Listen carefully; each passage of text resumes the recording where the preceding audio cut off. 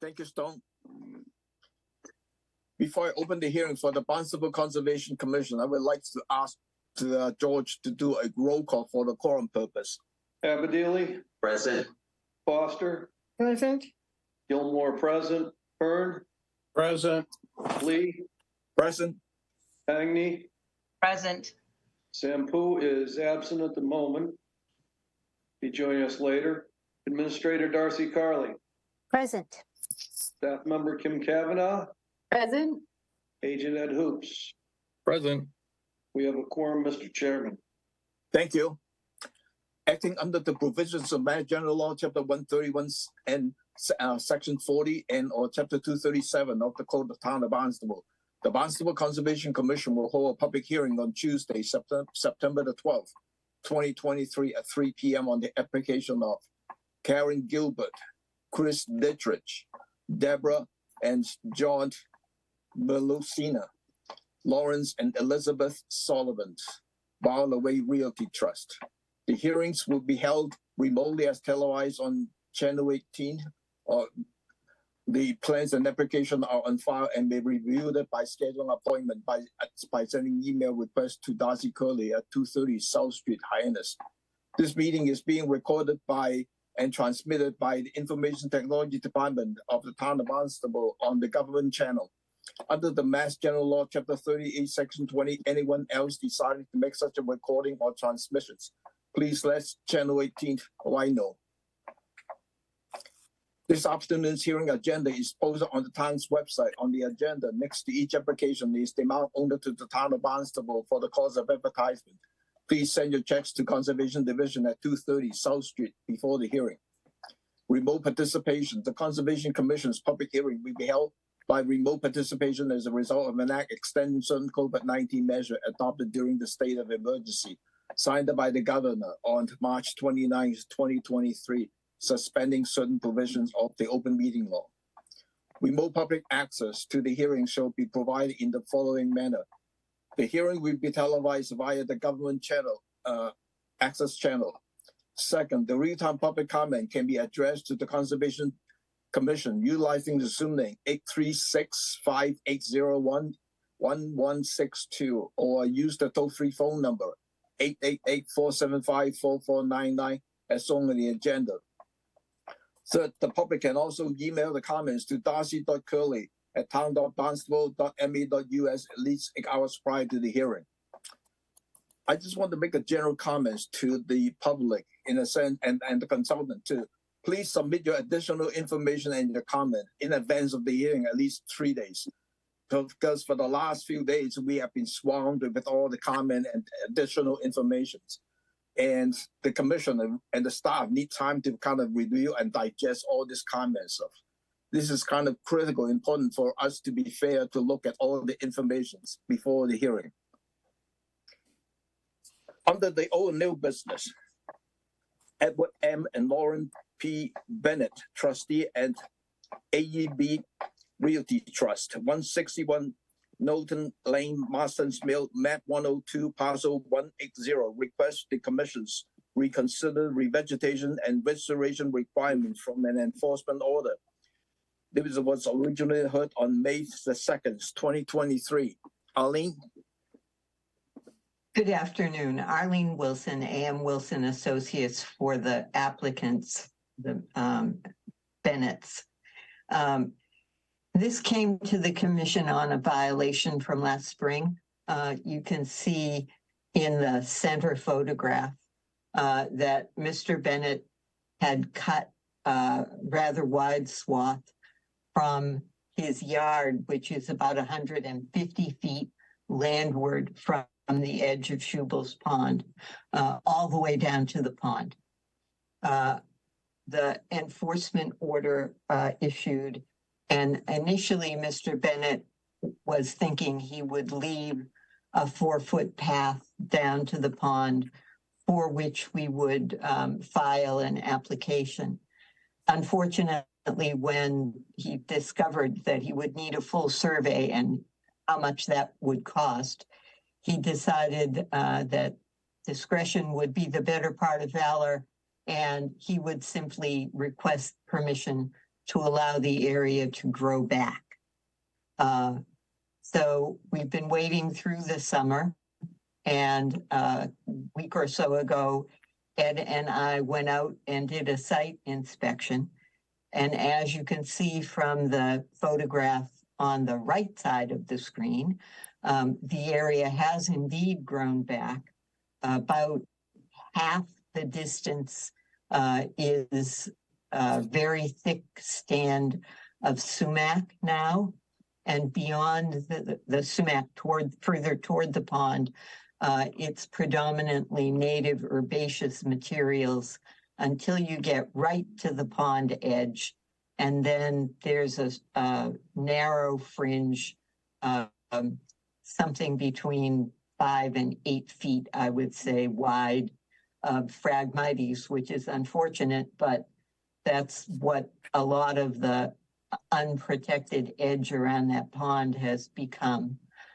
So Mr. Bennett would like the commission to let him off the hook.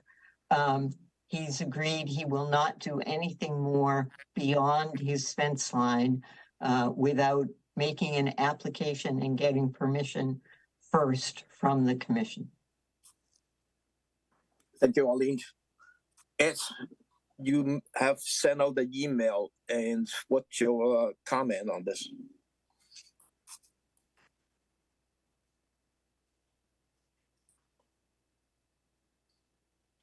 I'm sorry. We did visit the site last week, and I agree that it's actually, I don't know how it happened, but it appears as though almost the entire area that had been impacted is growing back currently with mostly native plantings, sumac, staghorn sumac,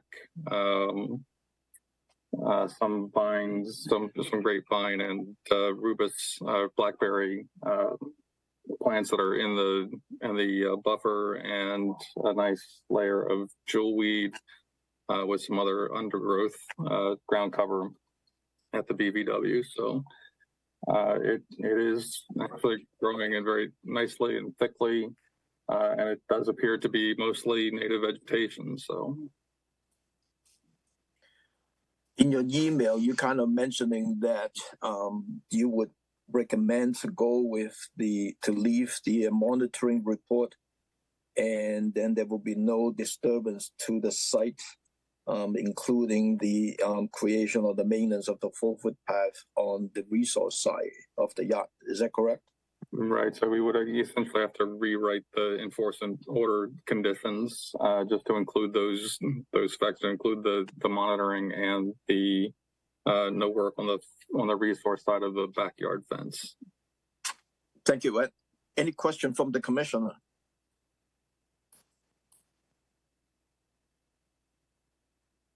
Anyone? John? No. No. Could I have a motions to amend the enforcement order as mentioned it by Ed? One is to keep the monitoring report for 3 years. And second, there will be no disturbance to the site, including creation or maintenance of a 4-foot path to the water on the resource side of the backyard fence without prior approval from the Conservation Commission. And allowing natural grow back rather than the replanting. Correct. So moved. Second. Roll call. Abadili, Aye. Foster, Aye. Gilmore, aye. Byrne, Aye. Lee, Aye. Agni, It was before my appointment, but I'm in agreement with the committee. Aye. that's unanimous, Chairman. Thank you. Good luck, Arlene. We have one revised plan, Donald McKinnon, trustee SE3-5914. This is 910 Main Street, Contuit. Dan? Excuse me, Tom, can I ask Dan to do something before he starts his presentation? Sure. Dan, when I went through it, and maybe I missed it, so you can help me out, I couldn't tell what was existing, what was approved, and what the revisions are from the drawings that I saw. So if you could highlight those in your presentation, that would really help a lot. Sure. Thanks. Thank you, Be Dan. happy to. Let me share my screen here. Pull it up. Share screen. Number 2. Share. Okay.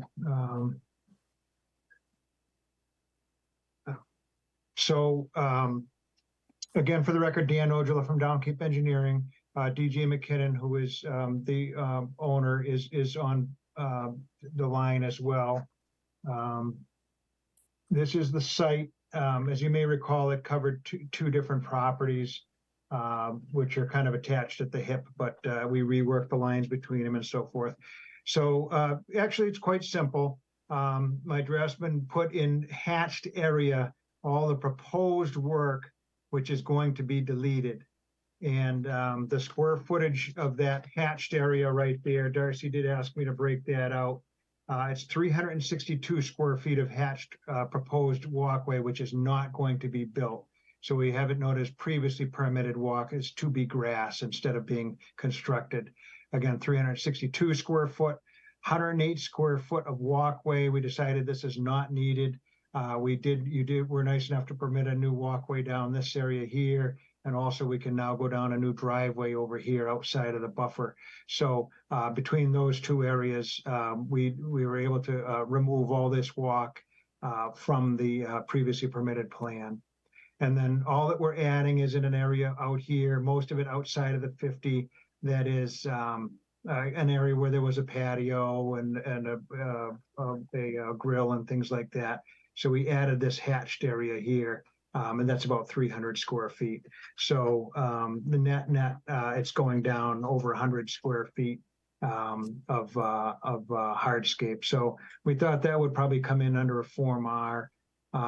That's basically the only thing I would say about it. The neighbor did bring up the fact that there's a tree in this area here, and that was unfortunately gotten by the turpentine beetles.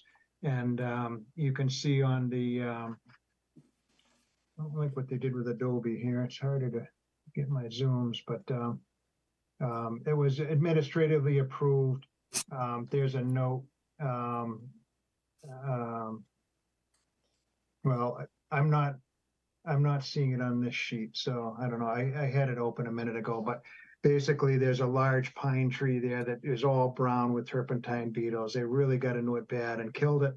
And working with Darcy, we're gonna replace that with a new native tree. And it's right in this area here. This one may be an older plan, but I could see if I could find the newer one if it was of interest. But we did respond directly to the abutter and let her know that and unfortunately that tree did die and is being replaced. Wilkinson Environmental is involved. They're completely redoing this. And I would remind the commission, it's a very green site. We're doing micro clover on the lawn areas, very low nitrogen, low water use. And we've upgraded to the best available technology for nitrogen reducing, even though that it wasn't required by the health department. We did install a nitro, and that's in the rear yard and well away from your jurisdiction, but a good thing nonetheless to knock down the nitrogen in the area. So a nice little reduction in hardscape. Hopefully you can have this be the approved plan. Would be glad to answer any questions if you have them. Question from the commissioner. John, did Dan answer your question about the area that is? Yeah, that helped. Yes, it did, Tom. Thank you. I just be interested. Darcy was involved with this. Is her thoughts on this request? I'm sorry. I saw so many different plan changes. I would have to double check if you want me to on the administrative review. But otherwise, I am okay with it. Thank you. Mm-hmm. Thanks, Darcy. Any other question from the commissioner? Seeing none, could I have a motion to approve the revised plans as submitted? So moved. Second, Roll call. Byrne, Aye. Lee, Aye. Hangy, Aye. Foster, Aye. Abadili, Aye. Gilmore, aye. That's unanimous. Thank you. Good luck. Appreciate it. We have one extension request, Peter and Susan Mensa, SE3-5395. This is 246 Carriage Road, Osterville. This is the second request. Is Sean here from Coastal? John is this time. Hi, John. Yeah, we're looking for a second request on this. Talked to Peter, and he just hasn't had time to go ahead and go forward with it. But he's essentially, again, it's no different. You know, there's the little porch extension on the eastward side there, and you know, to mitigate that, we're getting rid of some of the patio, some other side here next to the on the northern side of the building. We're removing some decking, and then there's also this wooden boardwalk. So all those are kind of to work out the area. It's the same thing that we got last time, and so we're looking to get the extension, and we request that you would approve the extension. Did you say you stopped the project yet or no? We haven't started it yet. No. Okay. Is that some revised plan or just an extension request? Just an extension request. I just kind of went through with, you know, what's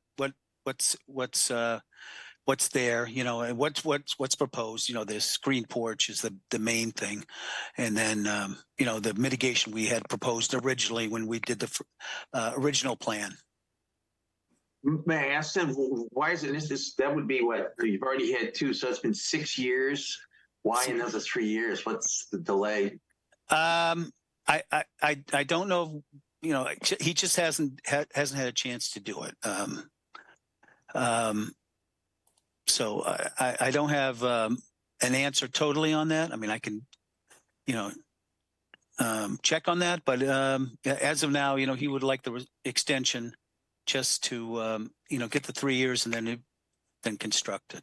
I mean, this would be the last time. This would be the last time for sure. Then I would ask Darcy, and since I'm not familiar with this, didn't go out there, obviously, are there any environmental changes or issues over the last 6 years that would warrant a reconsideration? I would ask that of the staff.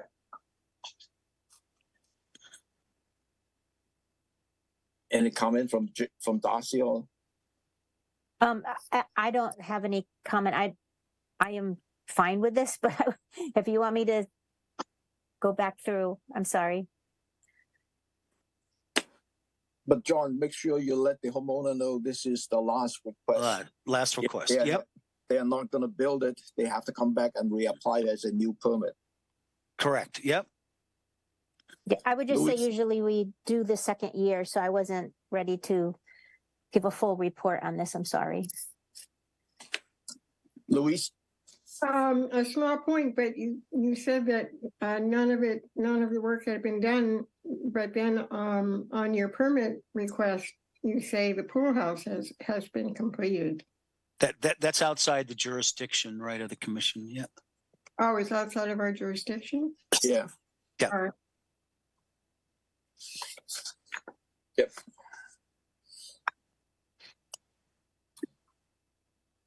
Could I have a motions to approve the extension request for the second request? So moved. Second. Roll call. Abadili, Aye. Foster, Aye. Gilmore, aye. Hearn, Aye. Lee. Aye. Hangy, Aye. that is unanimous. Thank you. Thank you. Have a good day. Thank you. We have one enforcement order.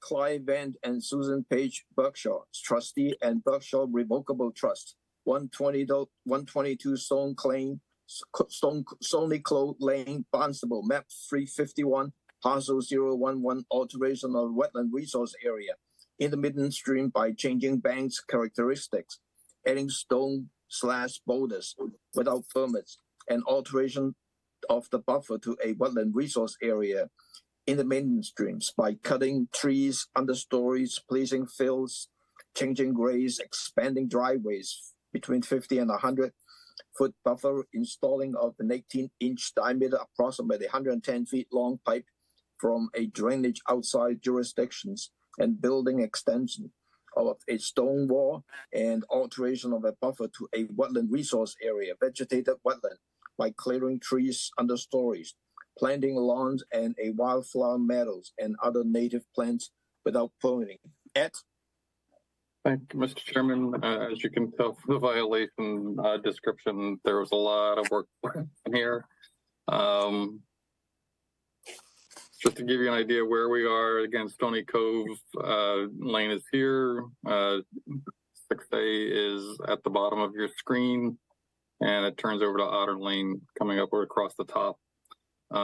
There is a small intermittent stream that runs from a wetland just on the other side of Stony Cove, around and onto the locus here into a vegetated wetland, and continues on to a bigger stream that leads out into Mill Lane just north, Mill Creek just north of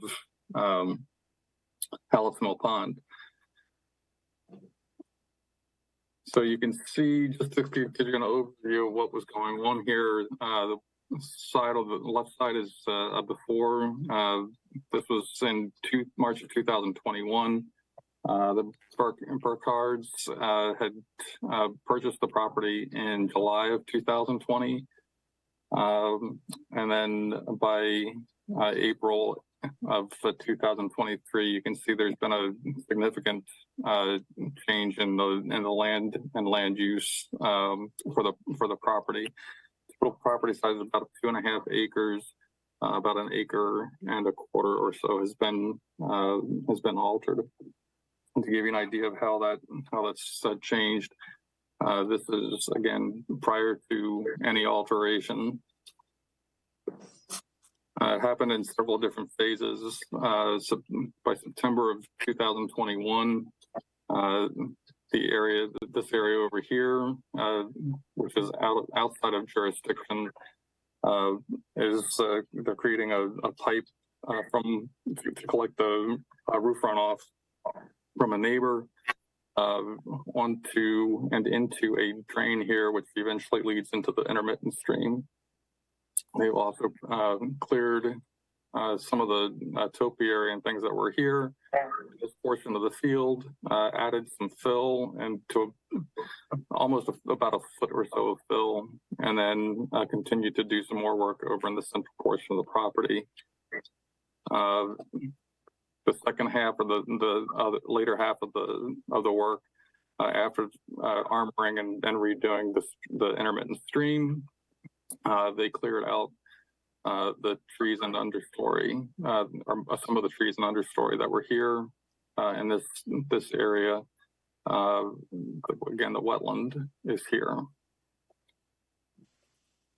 and so this is so you can see the final result: a wildflower meadow up here. Again, the intermittent stream with the pools throughout. Rock wall that had been extended here, and the driveway was also slightly increased as well, very, very small increase. Give you a better idea, again, area 1 is the intermittent stream. Area 2 is an upper field that was within jurisdiction. Area 3 is the area that had received most of the fill. And again, area 4, while it is outside of jurisdiction, it does include this new pipe that is underground, leads to a drain, then from the drain with a new pipe into the intermittent stream. Again, 2 existing pipes, one from the driveway and one from the intermittent stream out to continue the flow through the stream and into the vegetated wetland. This just sort of gives you a very rough estimate of wetland boundaries and buffers. So the little balloons are the wetland boundaries so this is a vegetated wetland, intermittent stream The pink is the intermittent stream on this side, and blue is just showing from the point of the intermittent stream where it goes under with a pipe out into the vegetative wetland. Pins are 100 foot, and the small blue globes are 50 feet. So a good portion of the work that went on was within jurisdiction, again, with the exception of Area 4. An idea of what's going on here. This is Area 1. The pipe. This is the pipe coming, moving over to the continuance onto the intermittent stream. This is another one coming from the drain that was newly installed outside of jurisdiction, and then also a driveway drain. And this is the one side or one end of the intermittent stream going toward the vegetative wetland, and the same thing going back.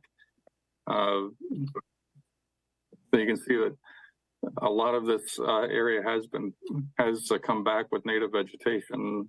Again, with a lot of luck, the Burkhardt has said that they didn't do any necessarily wetland planting, but there must have been some sort of a seed base there, because there have been a tremendous burst of wetland plants that were growing in the intermittent stream area. Area 2, which up in the again here, the vegetative wetland is over here, cleared, and now has a wild, for the most part, wildflower meadow and some turf grass. Again, here's the meadow on this side, wetland on this side. And again, this is here for the end of Area 3. Received most of the fill. You can see the trees have these wells around that show approximately how much fill was brought into the area. Again, all of this is within jurisdiction. And then Area 4, which again is outside of jurisdiction, the drain, and this is looking up toward the neighbor, where it's draining from, and looking toward the wetland where it's draining to. Again, you can see the wall that was added as well. And this sort of gives you the progression of that section of work that was done. So what I'm asking is that, again, the Burkhardts really were trying to, I believe they were making an honest attempt to better their property and to actually do work that was designed to ultimately be more beneficial for the environment. A lot of the work that they were doing, the vegetation that they cleared, was a lot of native or non-native invasive material. It was very, very thick, very tangled up, killing a lot of the trees. There were lots of vines and everything that were killing a lot of the trees as well.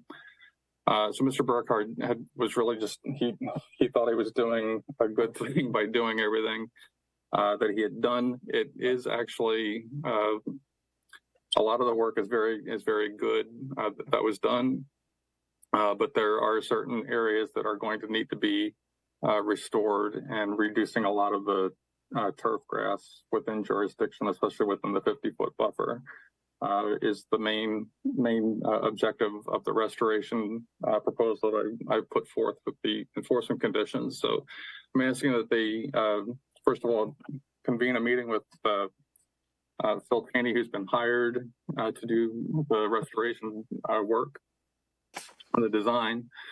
So we'll have a meeting with him to discuss the exact parameters of that restoration.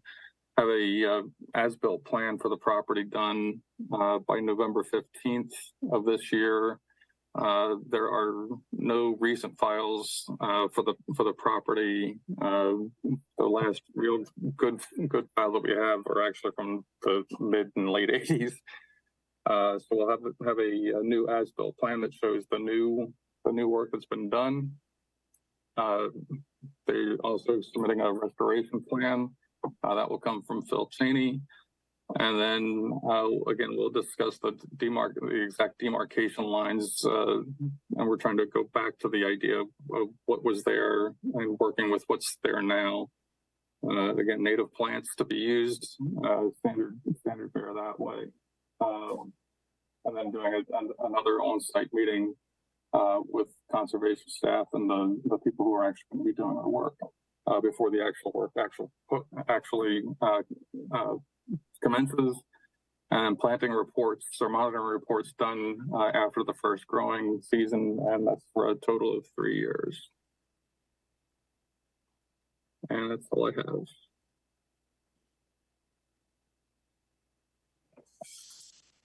Any question for Ed from the commissioner?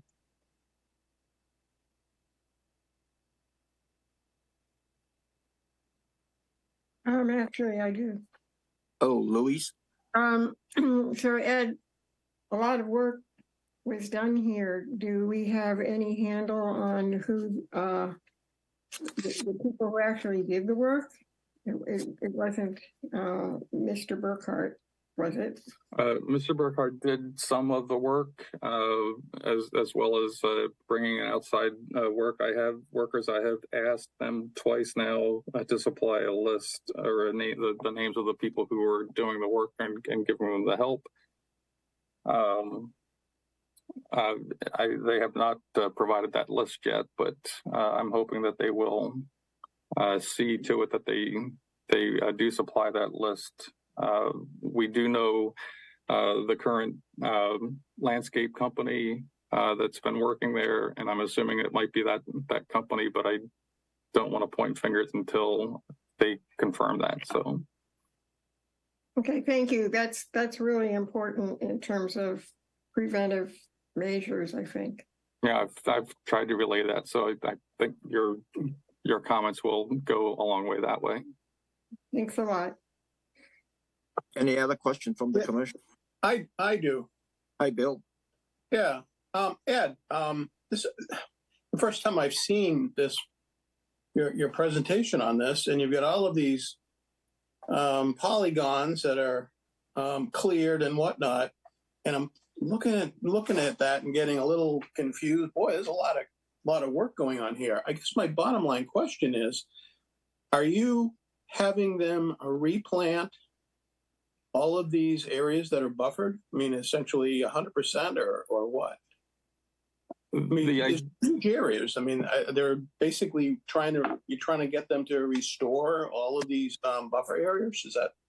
That is part of the idea, is to work with them to remove much of the turf grass that's in the buffer and convert that back to restore to native plantings, especially so around the intermittent stream and through the intermittent stream that's running through the vegetative wetland. Those are going to be the primary areas to focus on. A lot of the work, like I said, actually resulted. I don't know how it happened, because you would normally assume that if you do this level of clearing in this area, that you normally get nothing but more invasives, but somehow a lot of the plants that have come back, at least in the intermittent stream area, are very good native wetland plants. So the idea is to support and expand on that, create a buffer around that intermittent stream and the vegetative wetland.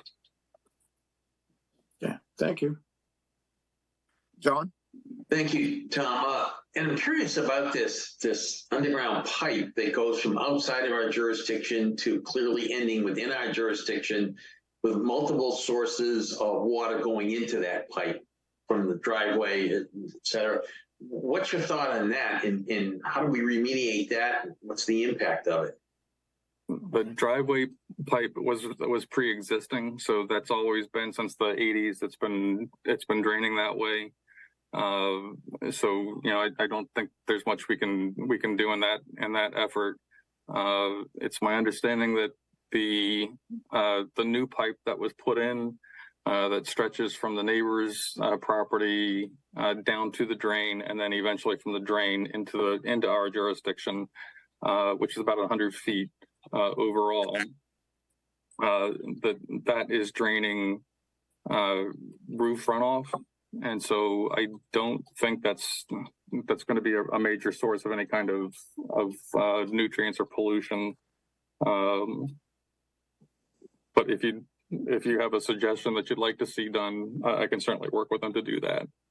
I think if Peter Simcoe is here, and maybe Bill, maybe you can help him. But I know that sometimes on an asphalt roof, you can get that leaching with rainwater into the intermittent stream, and I'm sure that's certainly a negative to the vegetation that's going to grow from it. So I'm wondering, Bill, I don't know if you could jump in and help me out here. Thoughts as to how to remediate that, if you share the view that it could be deleterious to the vegetated wetlands. What can we do about that? I don't have any immediate thoughts. I mean, a flashy rainstorm is going to make the stream flow, and it is intermittent, and water goes up and water goes down, and yeah, you are increasing. You're changing the hydrology. I don't know. I don't have a sense as to what we don't have the calculations. Oh my God! Now we're going from a half a CFS max every year to 5 or something. I mean, I don't have that kind of information to comment really. I just don't know. I mean, it's kind of unusual, and if something out of our jurisdiction, we can retain control because it clearly goes into our jurisdiction. And if there is a negative impact of it, are there options available to think about that the homeowner might be requested to provide? That's a question, because I sure don't have the answer to it. Yeah, I personally, I don't think, and again, you can ask an engineer about this more so than me, but I don't think roof runoff is typically considered a pollutant. I mean, if it were coming from some sort of heavy industrial factory, maybe that's a different story. But Right. I don't think that would be an issue under this circumstance. There is a possibility. I don't see it as being a major issue. It's certainly added water, but how much more water over the actual runoff that would normally run into the stream either way? I don't know that anybody could actually tell you at this point. But I'm not overly concerned with that at this point. But yeah, I guess I brought it up because as you know from our past experience, on these houses that are being constructed, we usually, in fact, always require some kind of a retention pool or pond for the runoff from roof runoff. So that's what made me ask about this one. Yeah, there's the drain that is there. It's not a true leaching basin, but it does allow the water to pool as long as you don't have, like, as Bill was saying, if it's a huge gully washer, that drain is going to constantly be dumping water right away. Right. It is designed so that it does, if there's a milder, smaller amount of rain, I think it will sit there for a little bit and filter back into the ground outside the jurisdiction. But again, that's why I'm not overly concerned with that at this point. Well, speaking for myself, I would defer to your judgment. Usually for the roof, if there is a project coming into our application stuff, we always ask for the dry well.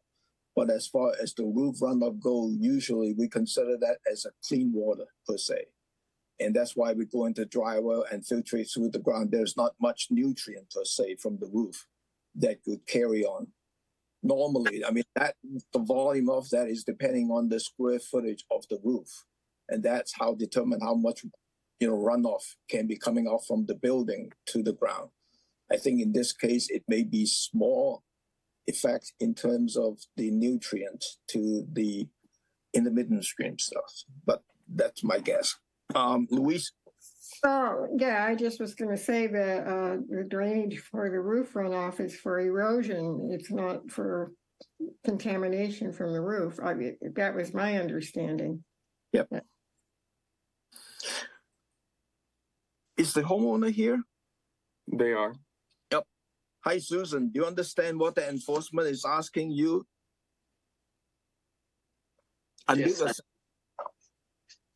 You have to unmute yourself. Sorry. Okay. Hi, I do understand that. It is our next door neighbors. They ran pipes under our fence, draining their rainwater into our yard. And that rainwater, normally before we put the pipe in, would come under the fence and then run down the hill to the stream. We just concentrated it into a pipe. Yep. So the water was already running there. We actually spoke to the neighbor and asked, if they would do something about the water that they had fed under our fence, and he said no. So I did ask Mr. Hoops about that. If, can I ask the neighbor to reroute his rain gutters so that they're not running into our backyard, and then we wouldn't have any reason to have a pipe there. I don't know if that's something that we can get help with or not. But I do understand what you're saying about the roof. Like, our rain gutters don't run down there. Right. Yeah. But typically, they should not have any storm water from their site over to your site, and then becomes your problem. So. Right. And I don't know when that was done. It could have been years and years ago. I really don't know. Okay. Yeah, just I did explain when I was at the site visit. I had said, short of, you can ask, and if they say no, then it really becomes a civil matter between two neighbors, right. And the court has to decide at that point. It's not something that we can force them to do. So no. Could I have a motion to approve the enforcement as written? So moved. Second. Roll call. Hangney, Aye. Lee, Aye. Byrne, Aye. Gilmore, aye.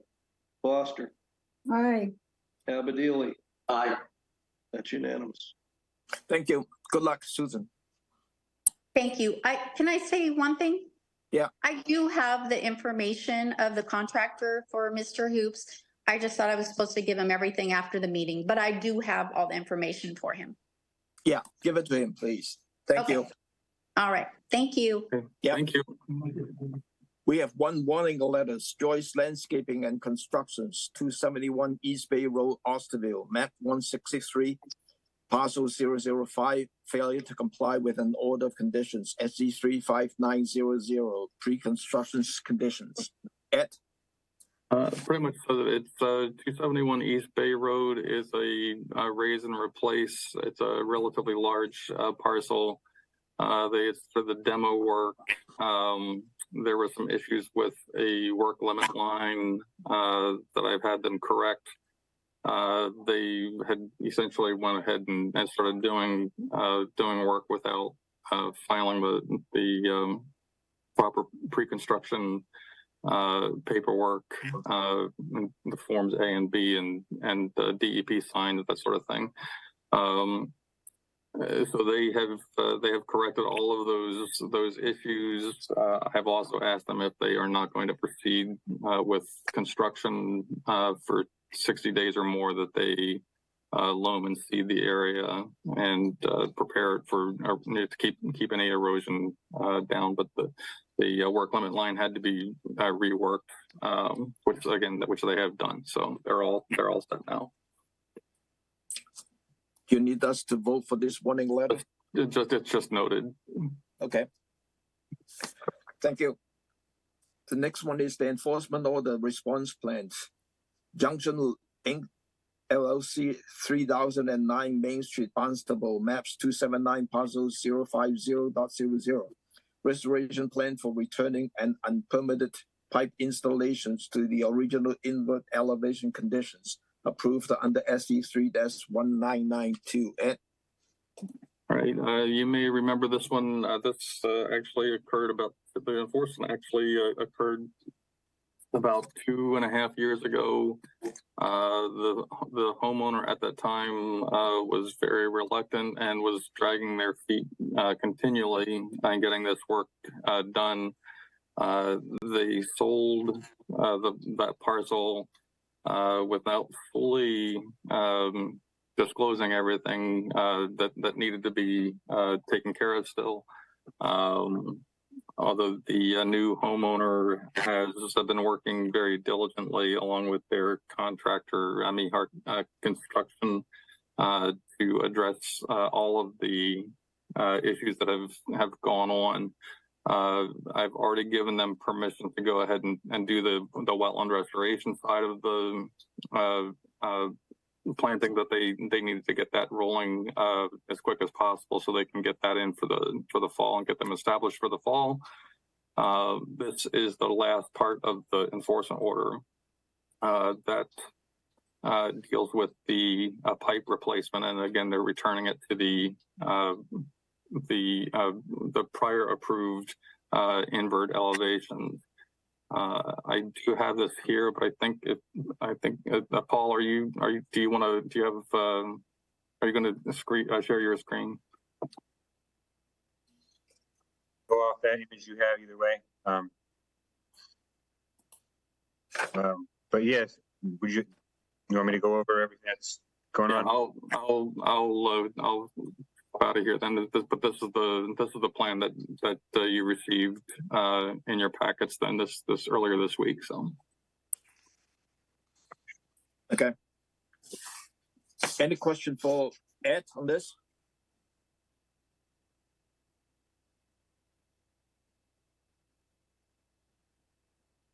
Yeah, I still remember. Is it necessary for Paul to go through this? Or Ed, I assume you support this plan as it has been submitted. Is that correct? that is correct. That's what I've been asking for 2.5 years now. Okay, thank you. Thank you for working with Ed on this, Paul. Yep, thank you. You need a motion to approve the plan. Yes. Could I have a motion to approve the restoration plan? So moved. Second. Roll call. Abedili, Aye. Foster, Aye. Gilmore, aye. Hearn, Aye. Lee, Aye. Agnew. Aye. It's unanimous. Thank you. Good luck, Paul. Thank you.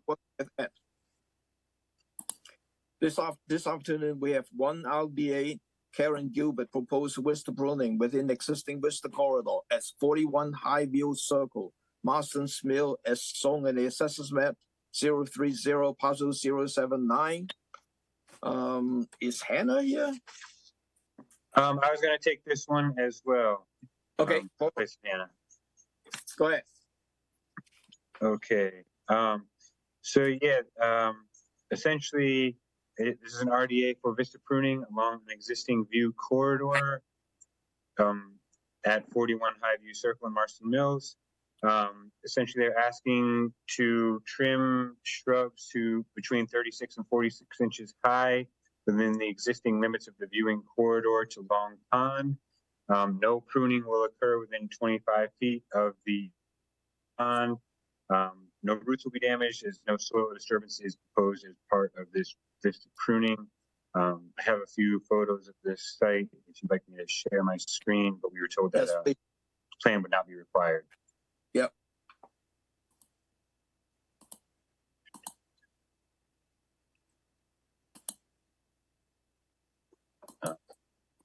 So yeah, these are the photos that were included in the RDA application, but they would just be looking to prune the shrubs along the existing viewing corridor.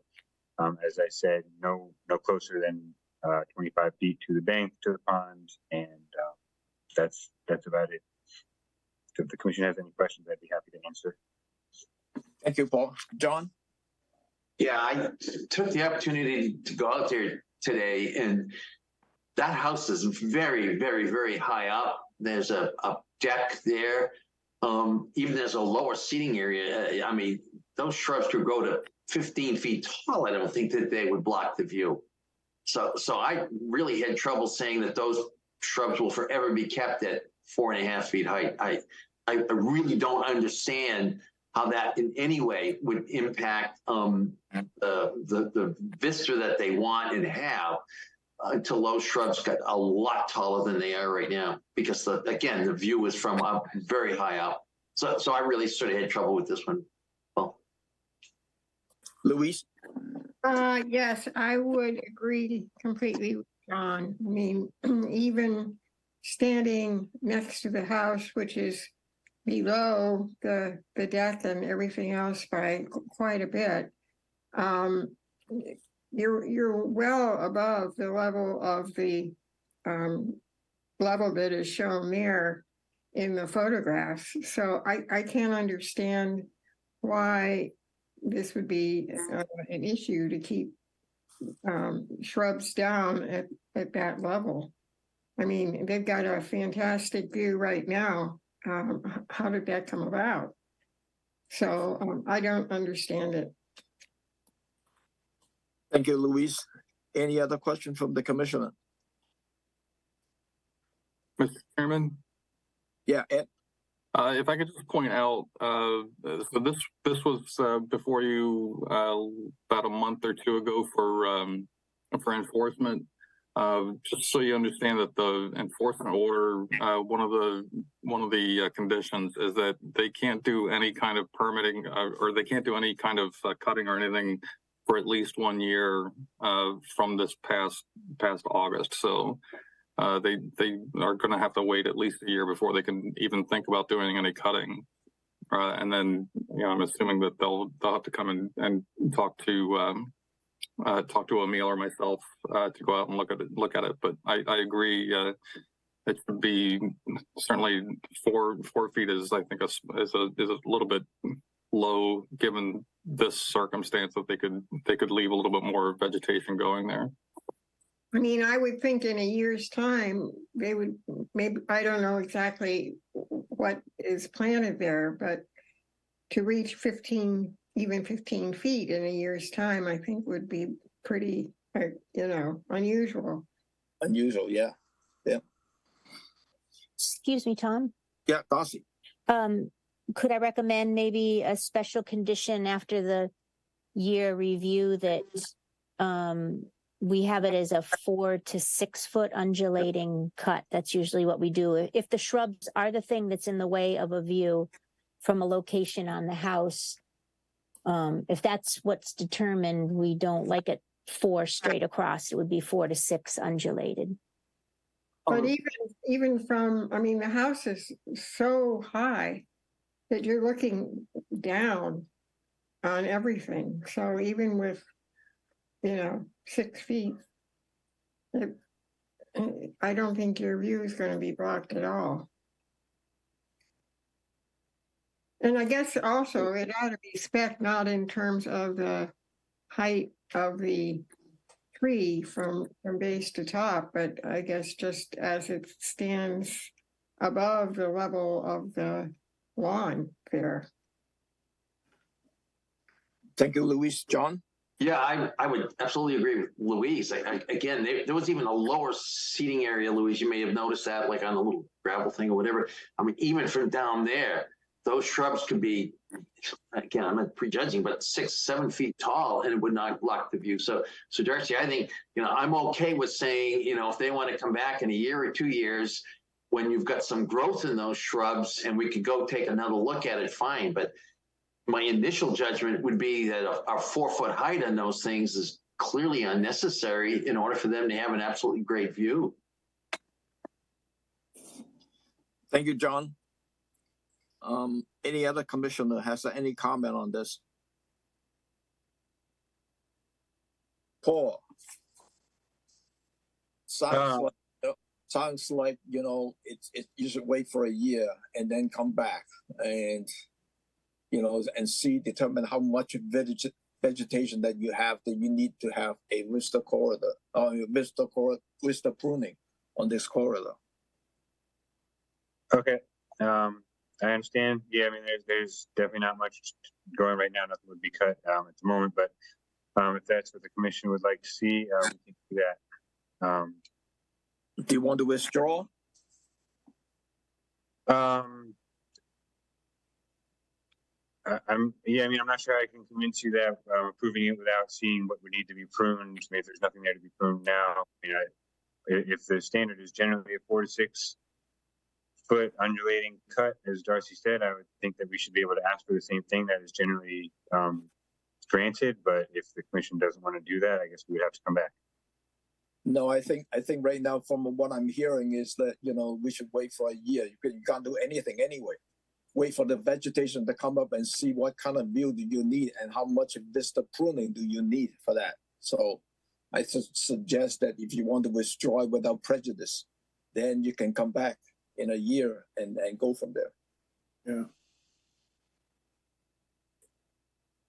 Or he could get a vote on it, Paul, and get a positive determination, which means no, you can't have it. So yeah, either one of those. I would suggest that Tom's solution of withdrawing this thing is the best thing for your applicant. Yeah. Yep. No, I appreciate that. Thank you. We will go ahead and request that. So you're withdrawing the applications without prejudice, right? Yes, please. Okay. And we'll come back in, I guess, a year once there's some more growth on there. Okay. Can I please have you send in an email so we can have it for the record that you're withdrawing this, please? Yep. Thank We can you. definitely do that. Thank you. So the applicant has withdrawn without prejudice on these applications on the RDA. We have 4 applications on the NOI. The first one is Chris Dittrich, proposed pool and patio at 35 Williams Path, West Barnstable, as shown in the Assessors Map 111, Parcel 033. This is a local ordinances. This is a permit for the local ordinances and the regulations. Dan?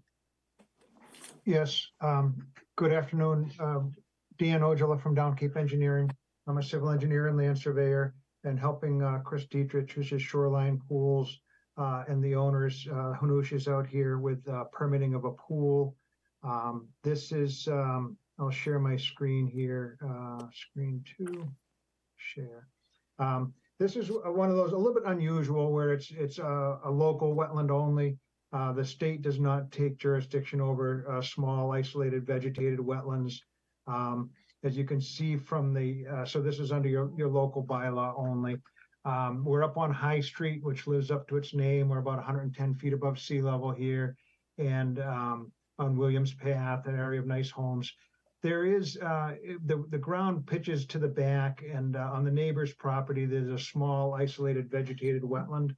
So that is the jurisdiction that you're taking, is the buffer to an area that has received enough water that it does classify as an isolated vegetated wetland.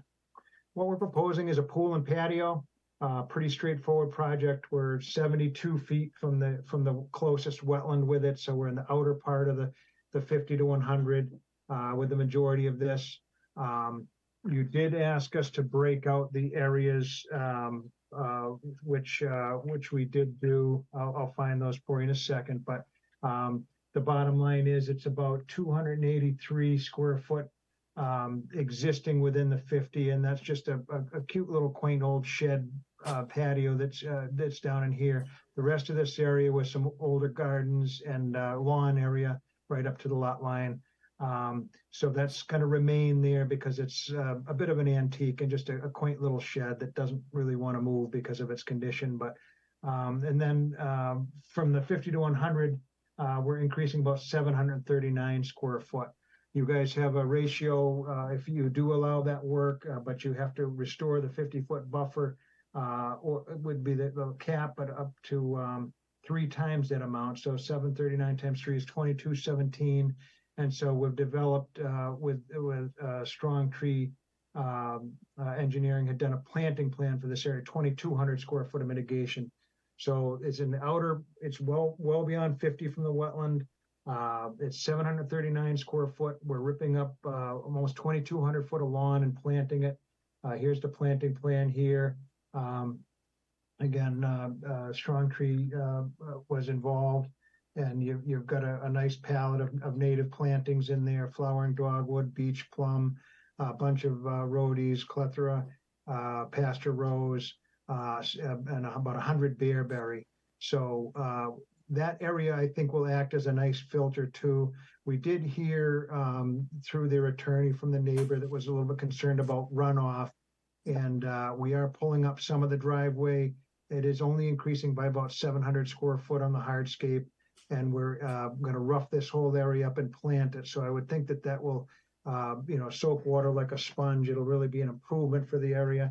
These are water-loving plants, ability to withstand some hydric soils and or at least a bit of them, and soak up some water as it heads down towards that little low spot in the back.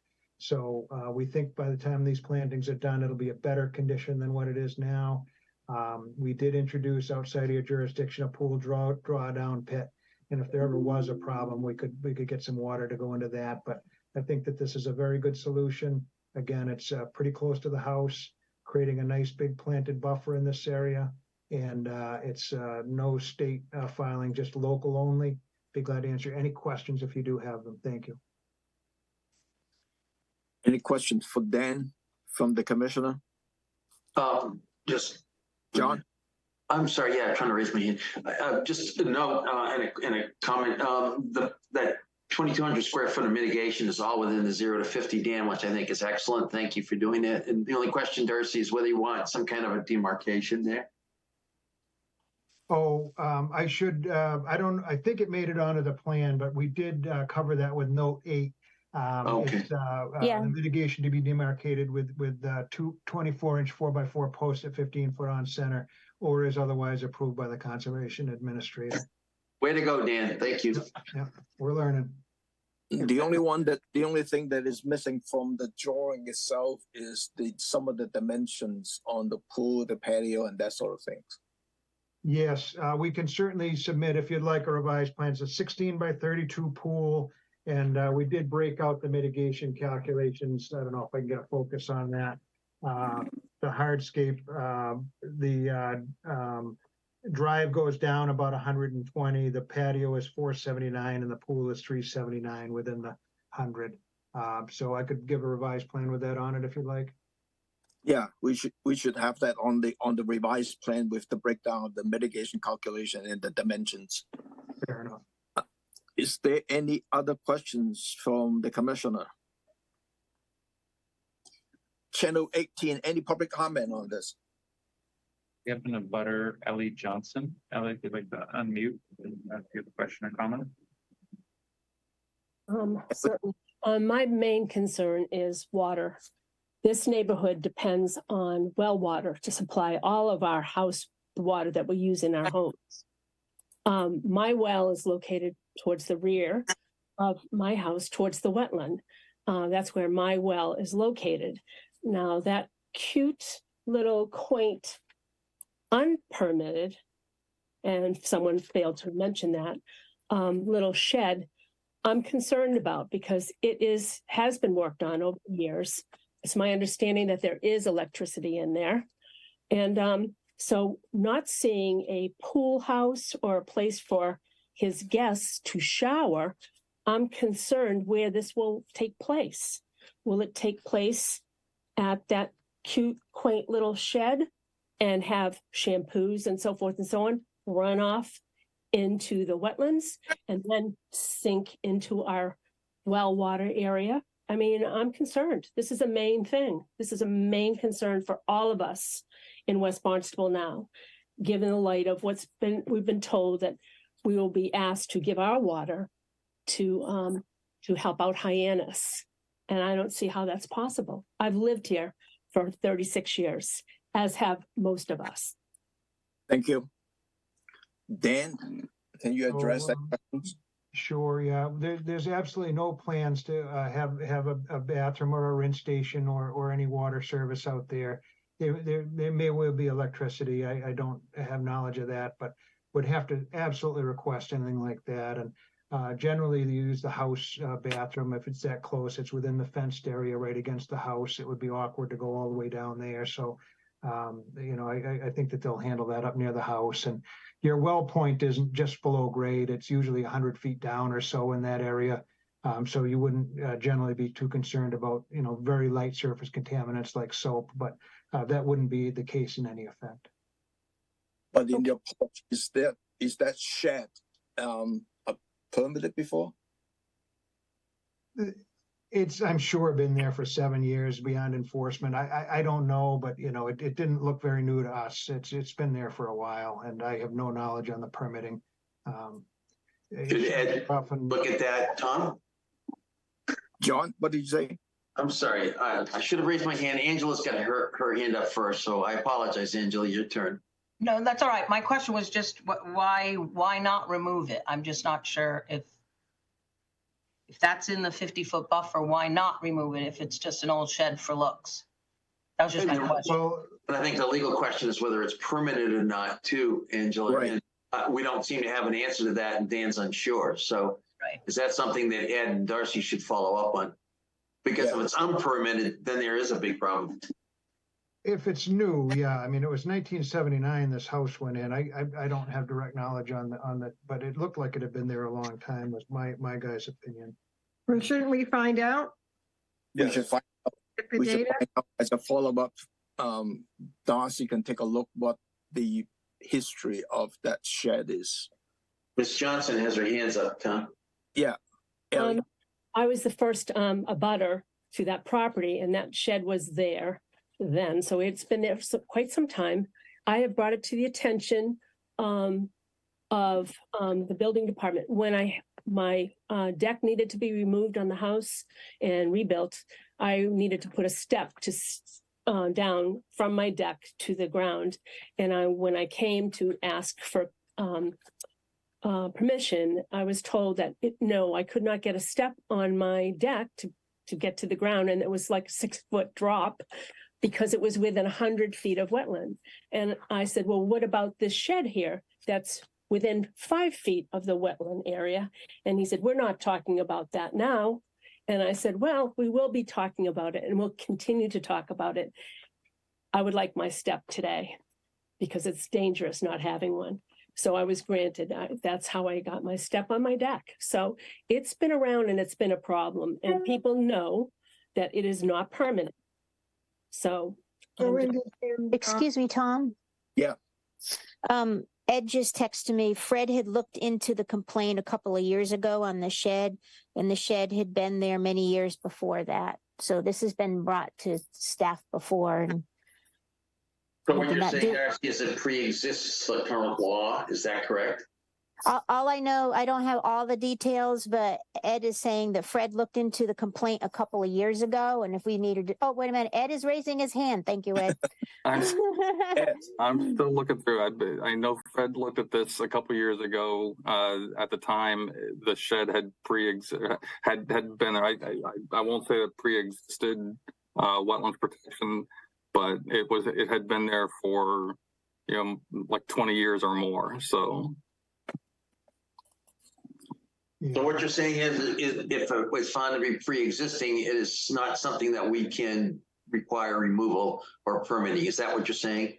I think it's been there for more than 20 years. It's whatever damage it did, if it did any damage to the wetland buffer, I think it's already been done and compensated for over and over again. But I can do a little bit more looking into it. But I do remember seeing this come through a couple weeks ago. Somebody had asked about it. So, Dan, you can help me out here. Is it also true if it was found pre-existing prior to the conservation bylaws, et cetera, it's not something that commission can jurisdictionally now try to control? Isn't that correct, Dan, based on your experience?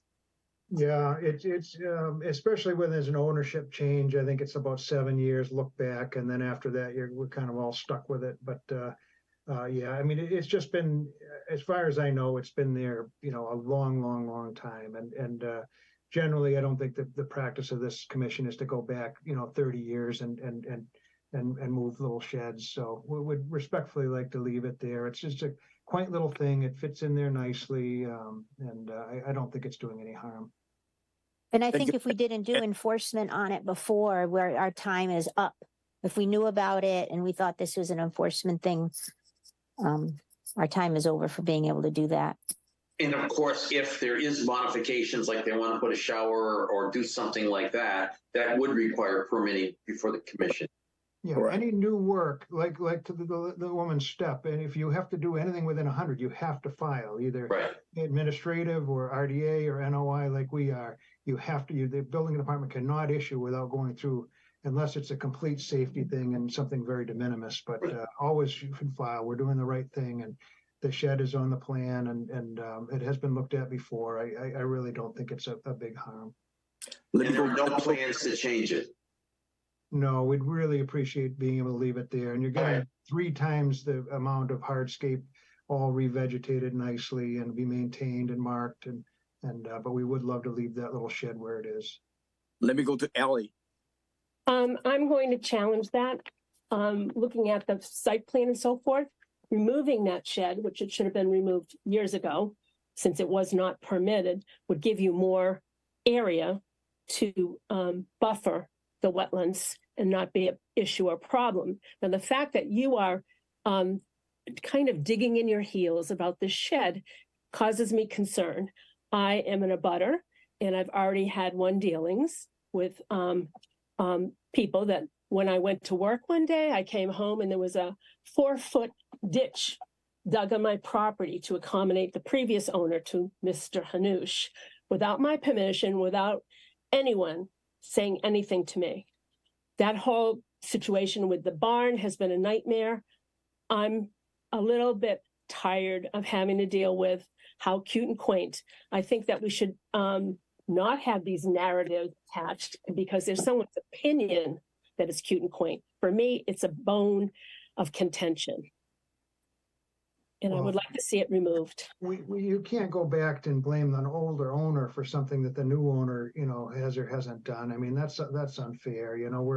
We're doing the best we can here. It's a 3-to-1 mitigation. It's well within what they normally allow. The building commissioner allows little sheds within 10 feet of a lot line regularly, as long as you permit under a certain size. And I don't think that there's any harm here. Well, let me ask you, how many, are there any other unpermitted sheds on the property? I mean, we've got a shed that's screened in now with a fireplace. We've got another shed that I'm looking at right outside my office door. And we've got the barn, which also has a second level and bathroom up there. Are all of those permitted? This commission has jurisdiction within the 100 feet to the IVW. They're not going to start looking at that, and they're a very busy board. We don't have time to debate. If it's a civil matter, if you want to file a suit or something, but really, I mean, let's live and let live here. I mean, these are we're all in a first world country doing well. I don't know why we've got to nitpick like this. Well, So maybe because you're not the abutter, that's why you feel that way. I am, and I've been taken advantage of. So I'm going to stand, keep my position. I would like that shed to be removed. You have your right to ask him. Absolutely. Yeah, thank you. The only application in front of us is for the proposed pool and so forth. So we should look at that and then approving that portion of that. When they come into the shed, that is the history that we need to look at. That's 20 years ago, and we should make a determinations when the staff has more information on that, and then take that jurisdiction from there.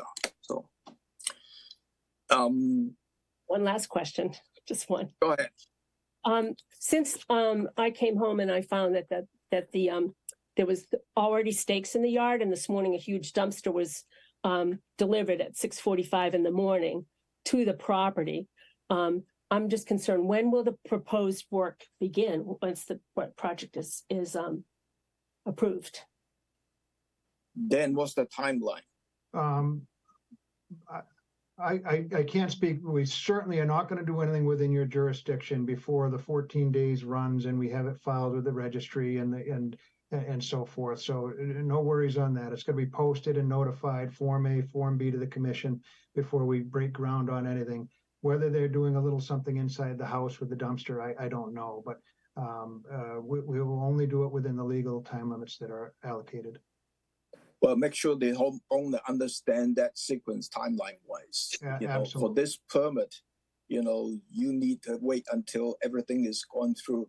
If you're doing some demolishing inside your house and stuff like that, that's fine. So I don't know why else they'd need a dumpster. It's not that type of project, but sure, for sure. could I have a motion to approve this project? Can I have a motion to approve this project subject to receipt of a revised plan showing the dimensions of the proposed pool patio and the detailed breakdown of the mitigation calculations? So moved. Anyone second? Second.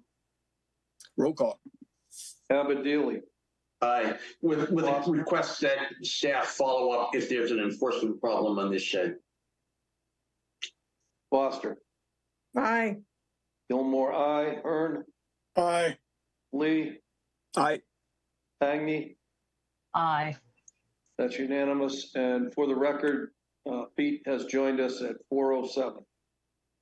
Thank you. And the staff will follow up on the shed in terms of the history and stuff like that.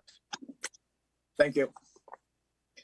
The next one is Deborah and John Malone-Senza. Proposed construction of an attached garage to an existing dwelling at 55 Allen Road, West Barnstable, as shown at Assessors Map 194, parcel 001-004. Again, this is for the local permit only. Dan? Okay, 19102. I'll share my screen here.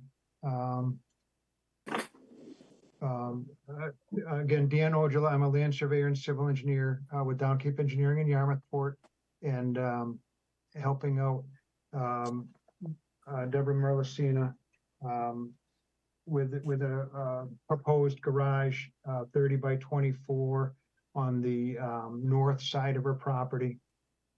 You can see this one is 55 Allen in West Barnstable, just off of Oak Street, hilly area. There is a little IVW. It's a rolling terrain well above sea level, but it's enough silt to hold up a little wetland to our northwest. There is some sort of a drainage easement that runs into that, but that was typical back in the day. We're just off the septic system. It's a slab on grade, so it's allowed to be just about 10 feet off of that. We're proposing a vent on the over the H20 leaching field and a 30 by 24 garage. We're able to keep all the work outside of the 50. It's only a couple of feet off the corner there, but because it's just the corner of the excavation, we feel comfortable that we can get that in. And it's just a 4-foot frost wall below grade. And then we're introducing a new dry well in the back to retain all the runoff from the roof, the new roof runoff there. So your mitigation calculations do talk about if there's a disturbed 50-foot buffer, then you need to revegetate here. We're lucky enough to have an undisturbed 50-foot buffer, and it's going to remain that way. So we did not propose any specific mitigation calculate for it. You can see that the big majority of the site is just naturalized and is intended to remain that way. To do any more clearing would certainly come back and ask for permission. So treading fairly lightly on the project, on the site. Brad Hall had done the wetland flags. And again, it's not a state filing, it's just under your local bylaw. And again, I think the key on this is that undisturbed 50-foot buffer and just a little garage. There was a question about the dimension of the breezeway. It's 6 foot by 8 foot. If you'd like a revised plan with that, we can certainly add it. Other than that, I'd be glad to answer any questions that you might have. Thank you. Thank you, Dan. Any questions from the commissioner? Darcy, on this one, do you need demarcations on the 50-foot?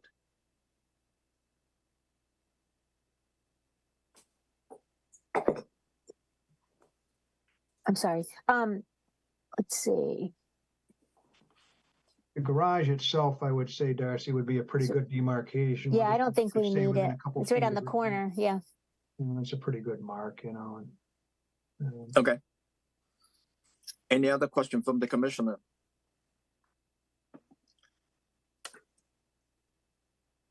Stone, any public comment on this? Seeing none. Could I have a motion to approve this project subject to receipt of a revised plan showing the dimensions of the breezeway? So moved. Second, Roll call. Abadili, Aye. Foster, aye. Gilmore, aye. Hearn, Aye. Lee, Aye. Agni, Aye. Sampu. Aye. It's unanimous. Thank you. Thank you. The very next much one for your is time. Lawrence and Elizabeth Sullivan's Brains and replace an existing single-family dwelling at 91 Creekview Beach Road, Hyannis, as shown in Assessors Maps 267, parcel 115. Dan? So I'm going to share that screen again. For the record, Dan Ojala from Down Cape Engineering.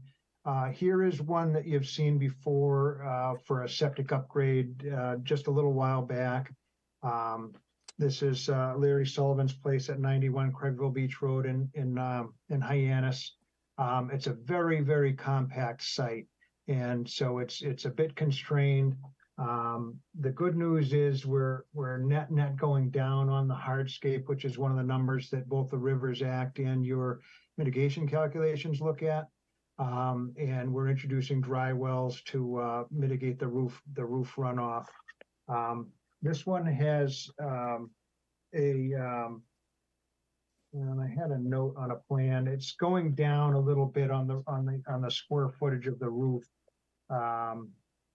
But here's the situation here. There's a barn in the back. There's a little balcony off the back, which is the rear end of a boat, which the neighbors didn't appreciate. So our owner graciously took that down. We're not taking credit for that in our mitigation, but I would know it would be another 20 square feet or so down. But here's the numbers for riverfront. You look at the inner and outer, and again, it's just a small Halls Creek, completely overgrown. You wouldn't even really know it's there unless you really punch into the wetland, but nonetheless, a perennial stream.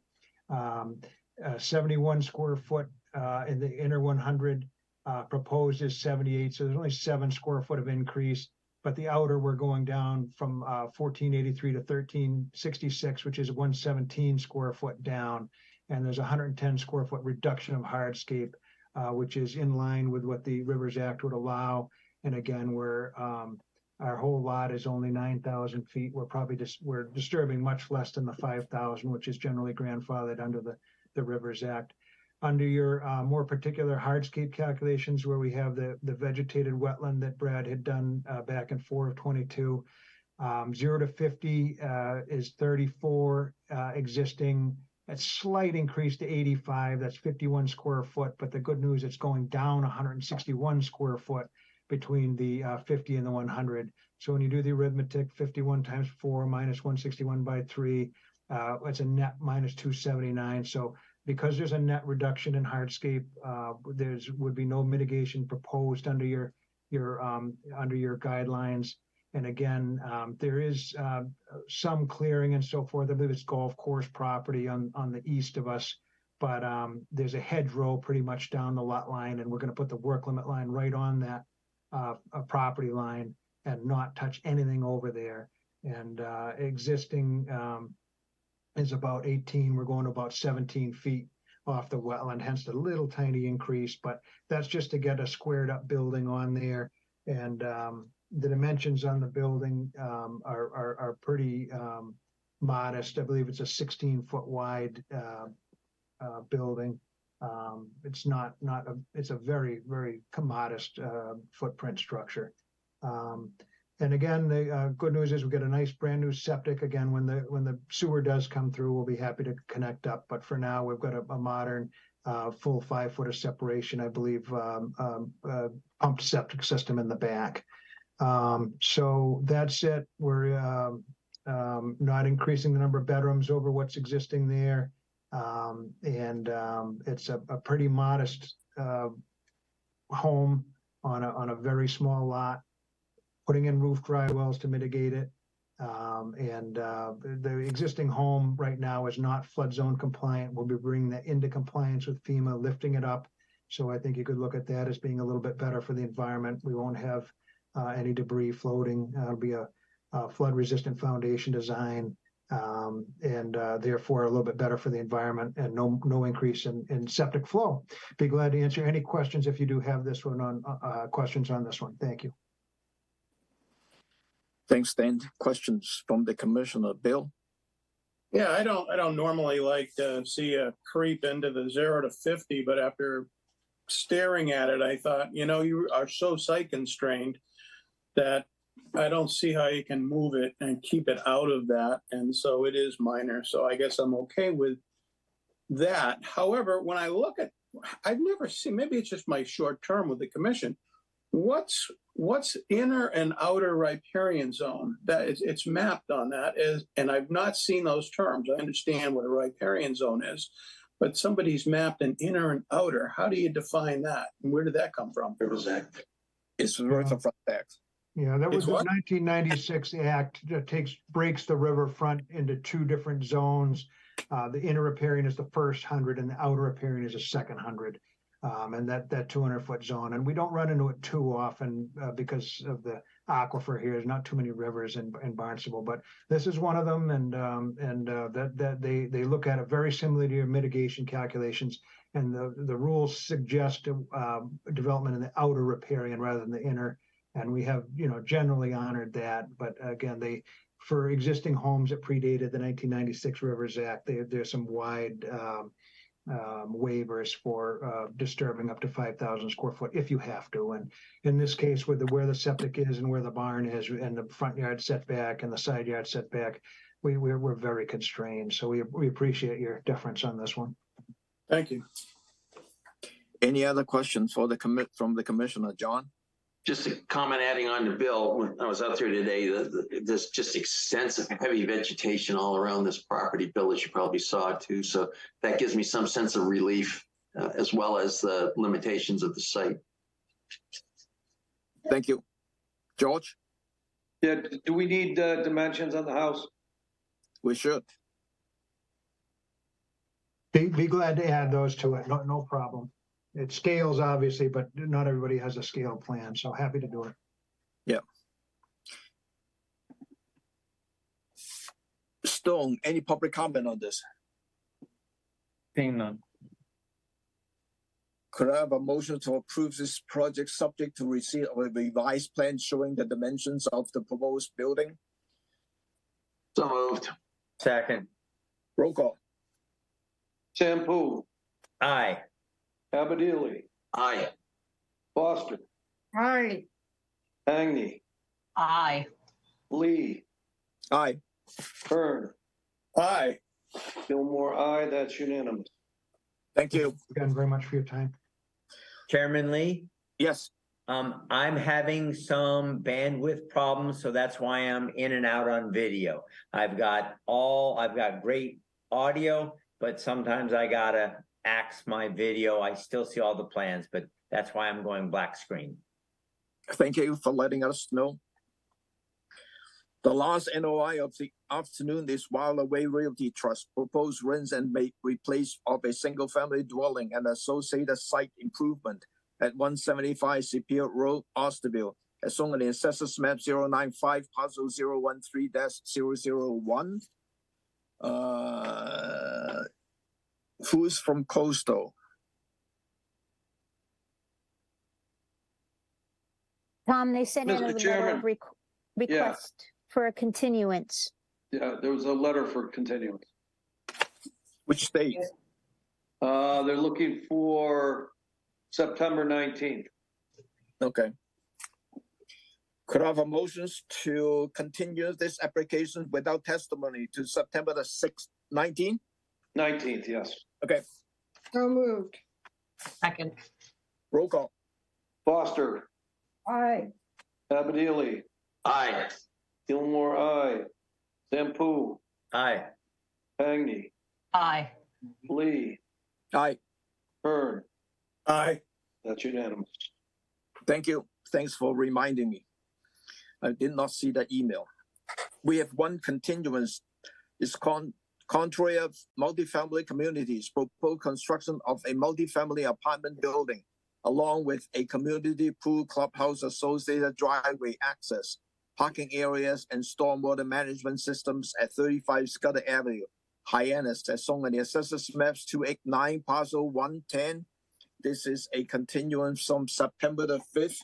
The quorum is every commissioner on this one. We have received many comment letters in the last few days, including up to even this morning. So I think the staff has posted them on the website on the project folder.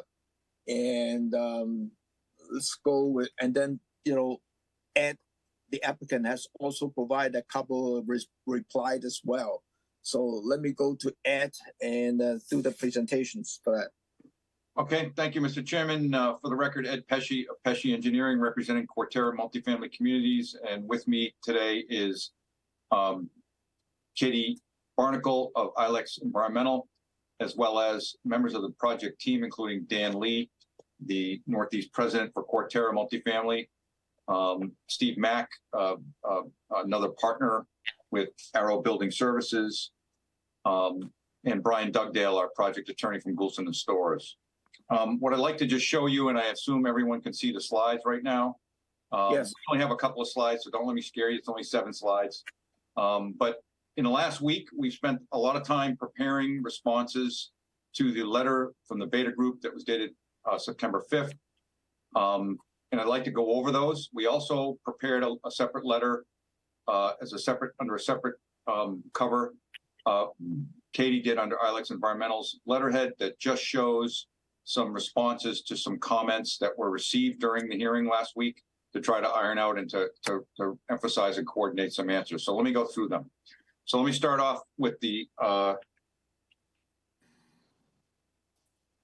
sorry, there we go. First item is to talk about the Beta letter again that I referenced. First off, there are several comments. This letter was quite long. I think you all know that. We got that kind of 11th hour.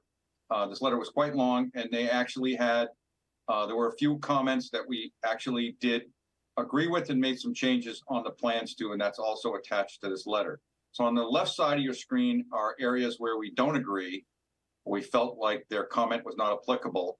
On the right side of the screen are the things that they brought up and that we did agree with, or we did decide to make the revisions to in a conservative way to look at the indications of what would happen.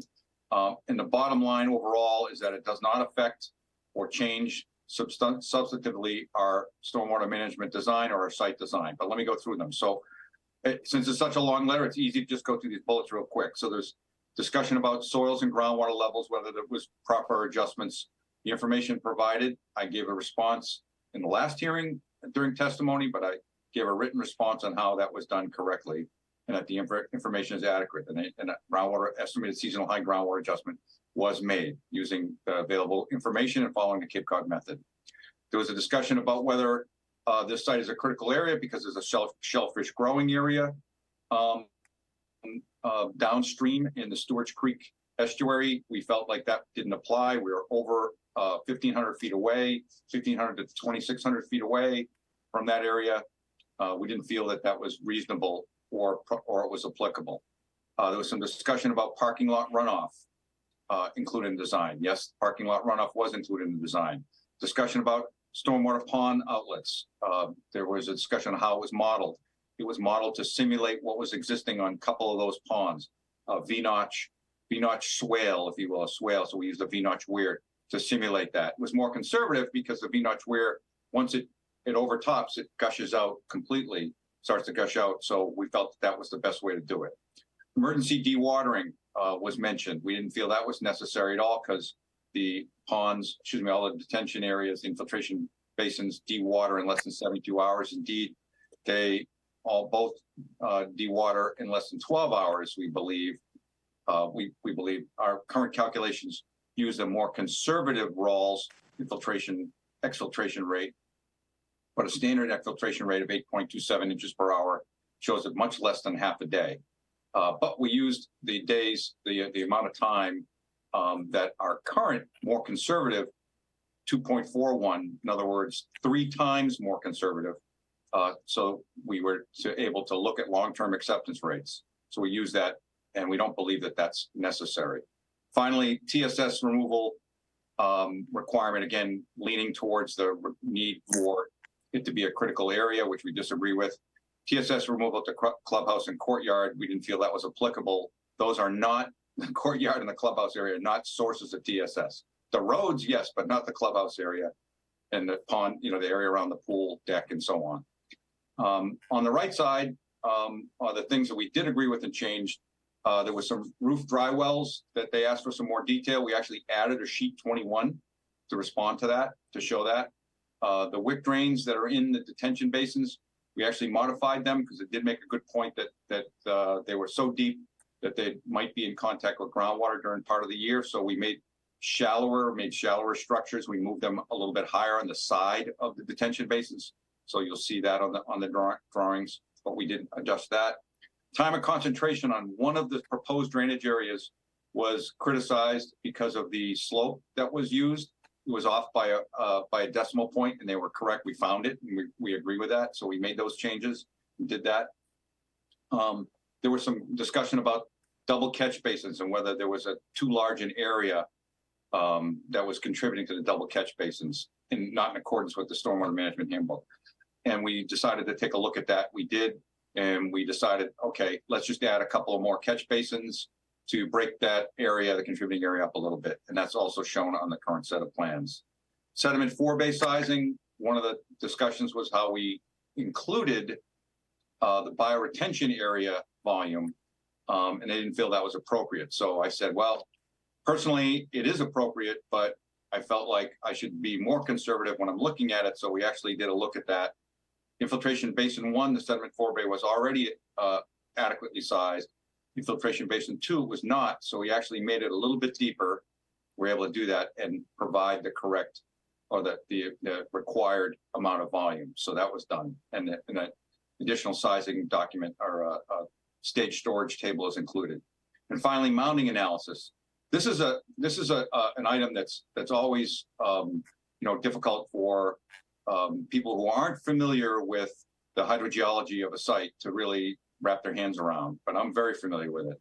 I'm very familiar with the USGS method that was used, and we actually looked at that, and I actually found that some of the numbers that I did use was not as conservative,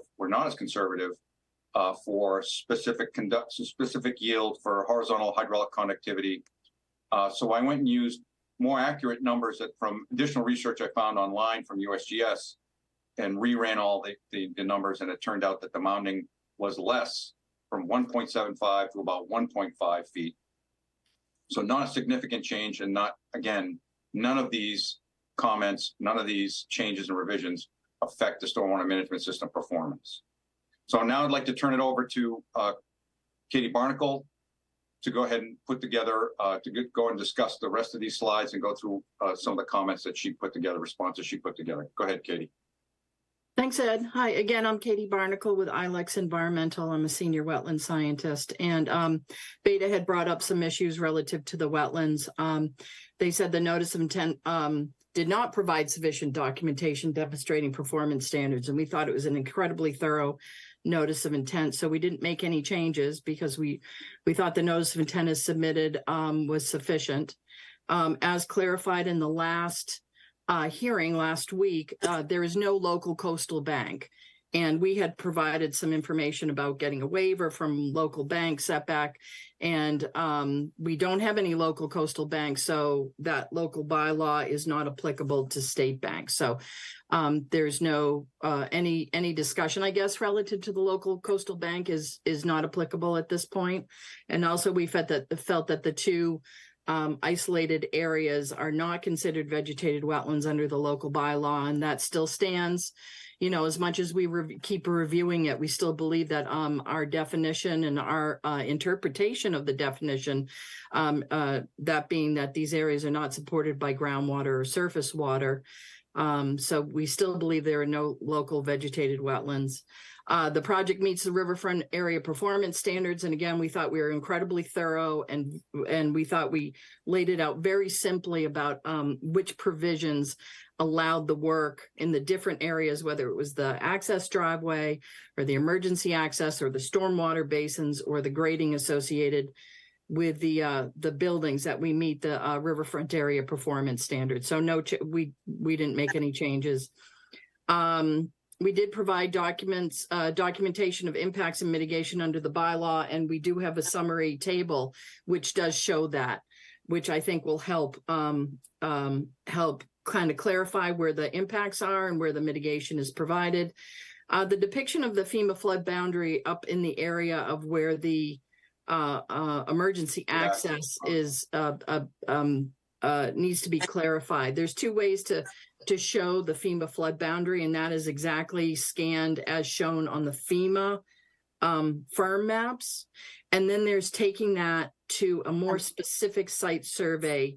So say FEMA has elevation 11, the actual elevation from site survey on the site may differ from what FEMA has, because FEMA doesn't have exact site survey. They have like USGS contours. And so when you put over the flood boundary, it looks like there's work in the flood boundary within the floodplain for the emergency access. When you look at the actual site survey and where elevation 11 is, there's no impact to the floodplain. And so we hope that clarifies that issue. There are some questions about the restoration plan, and we just directed them to where the information was in the relative to plantings. There's substantial plantings on the site that are split into two things. One is the restoration plan, which is 9.82 acres. And that's the plan that we submitted as part of the notice of intent in Appendix A. And there's going to be no cultivars proposed as part of that. It's all native plantings. Where there's a landscape plan relative to the development around the buildings, there may be some cultivars. And so we have two different schedules that are clearly identified on the landscape plans. So anything within the jurisdiction of the Conservation Commission, there won't be any cultivars. And then the conservation restriction, this issue keeps coming up that we're taking credit for proposing a conservation restriction on the site. Almost half the site is going to be in a CR. That we're saying we're proposing the conservation restriction to take development rights away. And we've never, ever said that. We've never taken credit for taking away any development, possible more development property on the site with a conservation restriction. There's multiple reasons why you can propose a conservation restriction. And one is that it would bring another party into the project, whether it's the Conservation Commission or a land trust or another entity like a nonprofit that can come in and manage the conservation restriction areas for whether it be, some kind of recreation or management of vegetation. And so that's why we have a conservation restriction. It was never, ever intended to take away development rights. And so I hope that puts that to bed. Also, we don't know who's going to be the conservation restriction holder. It could be the Barnstable Conservation Commission, but there's a lot of negotiation and discussion with legal about something like that. So there's a lot of things that can be put into the conservation restriction, but it depends on who will be holding that conservation restriction. We don't know who that is at this point. So that's really a separate issue, we feel, than under this order of conditions. There were some other comments that came up that were outside of the beta letter that we thought should be addressed. And this was part of my ILEX letter that that we submitted today. In a minute, we're going to show the mitigation table. There are about 25 trees, specimen trees, to be removed within the jurisdiction of the Conservation Commission. And as part of the restoration plan, we're planting 144 new trees. So we believe that work, and we have a plan in a minute that will show exactly where those areas are. We think that, replacing 25 trees with a substantially, I don't remember the ratio of 25 to 144. Maybe if someone's good with math quickly, they can figure that out. But we're providing ample restoration of those trees that will be removed. We also provided construction protocol of if we find critters when we're filling that, it used to be former pond number 4, which is out of conservation jurisdiction right now, but we committed to the commission that we would, if we found any turtles, amphibians, reptiles, anything in that area, once it's being dewatered and filled, we would take those individuals, whatever we find, and move them either to one of the 3 other ponds on the site or to the stream, wherever we felt that was most appropriate. So we will have an environmental consultant on site when that work is being done, especially during the dewatering and the filling, because that's when you're going to find that. There's also pre-construction sweeps, and the construction protocol goes into that. So we have committed to that. The restoration plan condition, we feel the restoration plan is in great shape.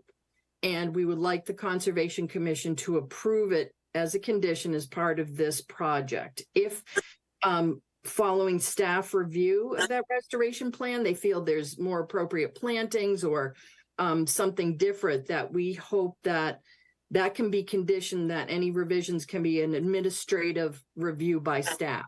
If it's a huge wholesale change, then, that might be an amended order or something different. But we feel that would be a great way to handle getting the conservation staff's input to the restoration plan and handling it under this approval. And then nitrogen loading, the Cape Cod Commission, we spent 2 years with the Cape Cod Commission. They're the front runners for nitrogen loading. They wrote the technical bulletin. They developed the analysis. We followed what they wanted, and the information that was provided by Beta and others about nitrogen loading, counteracting or not agreeing with what we did, was not accepted by the Cape Cod Commission. They accepted our analysis, and they felt that based on our findings that we will be substantially reducing nitrogen on our site. And we hope that, the Cape Cod Commission is the forerunner. They're the ones that have been, working on this for decades, ever since they were created for nitrogen loading. They agreed with our nitrogen loading study. And we believe that is substantially significant, and hope that the Conservation Commission also agrees with the Cape Cod Commission's findings, that our analysis is the accurate analysis. So quickly, mitigation table. I don't know if you want me to go through this, but the first 3 are like, we're working in the buffer zone of the BVW. Under the bylaw, we're impacting 996 acres. Sorry, square feet. Sorry about that. I just shocked myself. We have to provide 3-to-1 mitigation. That calculation is 2,988. We're providing over 21,000 square feet of buffer zone restoration associated with the BVW. So do we meet it? Yes. Land underwater. There's overlapping buffer zones at the access driveway. We got BVW. We have land underwater. We have riverfront area. So a lot of that is incorporated into the impact analysis. And the bottom line is that we have 10 times the amount of area to mitigate. So that also mitigates for land underwater and work in the buffer zone for land underwater and inland banks. Also, the northeast pond up by the emergency access, we're working in the buffer zone of that pond. Same type of calculation under the local bylaw, 3-to-1. We showed figure 12 showed 9,267 square feet available, but there's substantially more areas there available as part of the restoration plan, and we didn't show all that, but there's ample mitigation provided. And then we repeated again the riverfront area, how it's allowed under the different provisions, either a limited project for access roads or utilities, or under the riverfront area. And there's no specific mitigation required, but under the first line, we're taking 1.2 acres of existing pavement where the existing parking lot is, where our proposed access driveway will be, and we're going to reduce the pavement by 50%. And so that's a really good mitigation for what's there now. So we're going to provide more landscaping, more pervious materials, or more pervious land, and ripping up 0.6 acres of pavement. And so that's there. If anyone has any questions, I'd be more than happy to go through that. And the next two slides show about the trees that, bear with me, but the dark dashed line is the limit of work. So that's the exterior limit of work associated with this project. The red dashed line is the limit of Conservation Commission jurisdiction. Between those two lines, we put solid green, where there's areas where trees will be cut. So you can see, you know, with the golf course, we have there's managed woodlands all throughout the site, so they're patchy. So we have the dark green that shows where trees will be removed. We're going to be removing about 25 trees within those multiple patches. We don't have an exact count per patch, but, you know, maybe 2 here, 3 here, 2 here, 3 here, that. Specimen trees. Specimen trees. Yeah, we did an incredible calculation and documentation through the Cape Cod Commission review. Anything that's shown in the cross-hatching are where trees will be removed, specimen trees will be removed, but are outside Conservation Commission jurisdiction. So we hope, I'm sorry, my dog wants some attention. So we hope that this shows that. Also, the next slide, and this is the final slide, and I'll stop talking. This slide is sheet 1 of the landscape plans which were provided. There are dots all over this plan which show where the trees are going to be planted. So anything in that exterior of the site, those are the 144 trees that are going to be replaced. This is where we thought it would be appropriate. We clustered some, we spread some out, we put some here, we put some there, looking at the contours of the site and other features of the site. So we've already submitted that. We just thought we'd bring it back up to show that we have shown where we're replanting those 144 specimen trees. So that, I think that's all Ed and I have right now. And again, we request, you know, approval of the order of conditions. We think it's a really good project and incredible mitigation opportunity here to work on. So thank you. Couple of questions, quick question, Ed and Kate. I think you addressed Beta's letter, comment letter from last time. And then this morning, September the 12th, Loris also sent out another comment letter. Did you get a chance to look at that? Yes. Yes.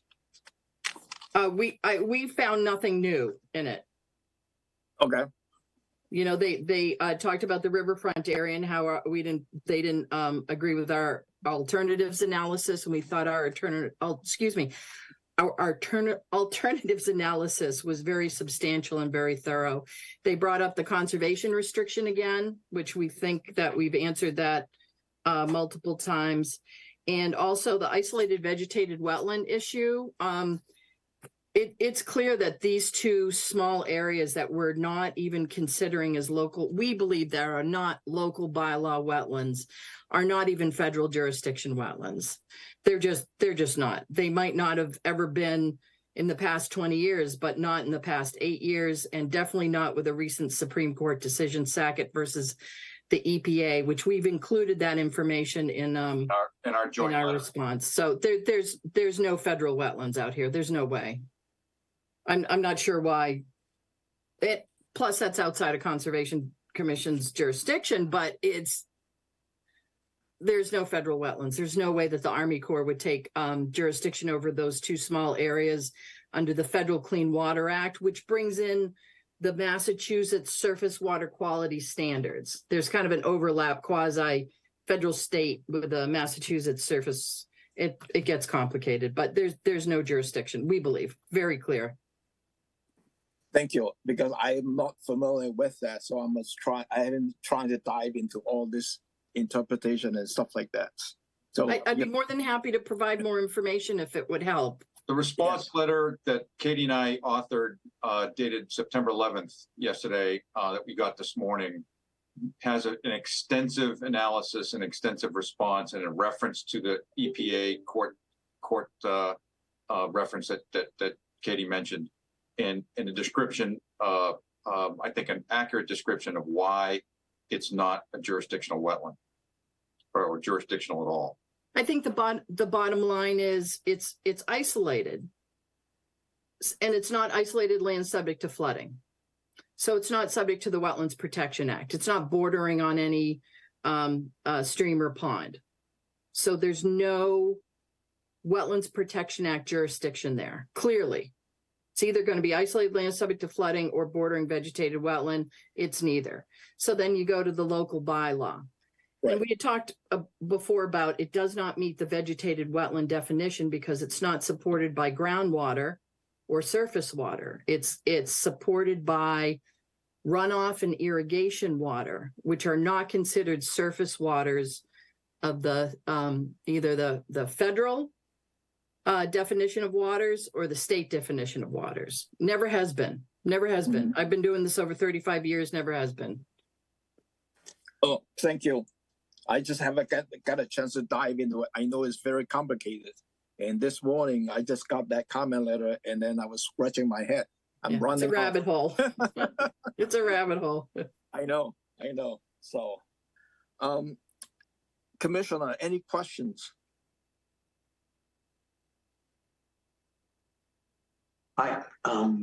John? Just one minor question. Of those 25 trees within conservation jurisdiction, how many of the 144 are going to be within conservation jurisdiction? 25 of the 144 specimen trees which will be cut are within Conservation Commission jurisdiction. 25. And they're replacing them with 144. Where will those 144 be? I saw the chart where, but how many of those 144 are in conservation? 100%. 100%. All 144? Yeah, within that 9.82 acre restoration area, which is either in floodplain, riverfront area, or some coastal bank where we're replanting. Okay, thank you. Thank you. Any other question from the commissioner?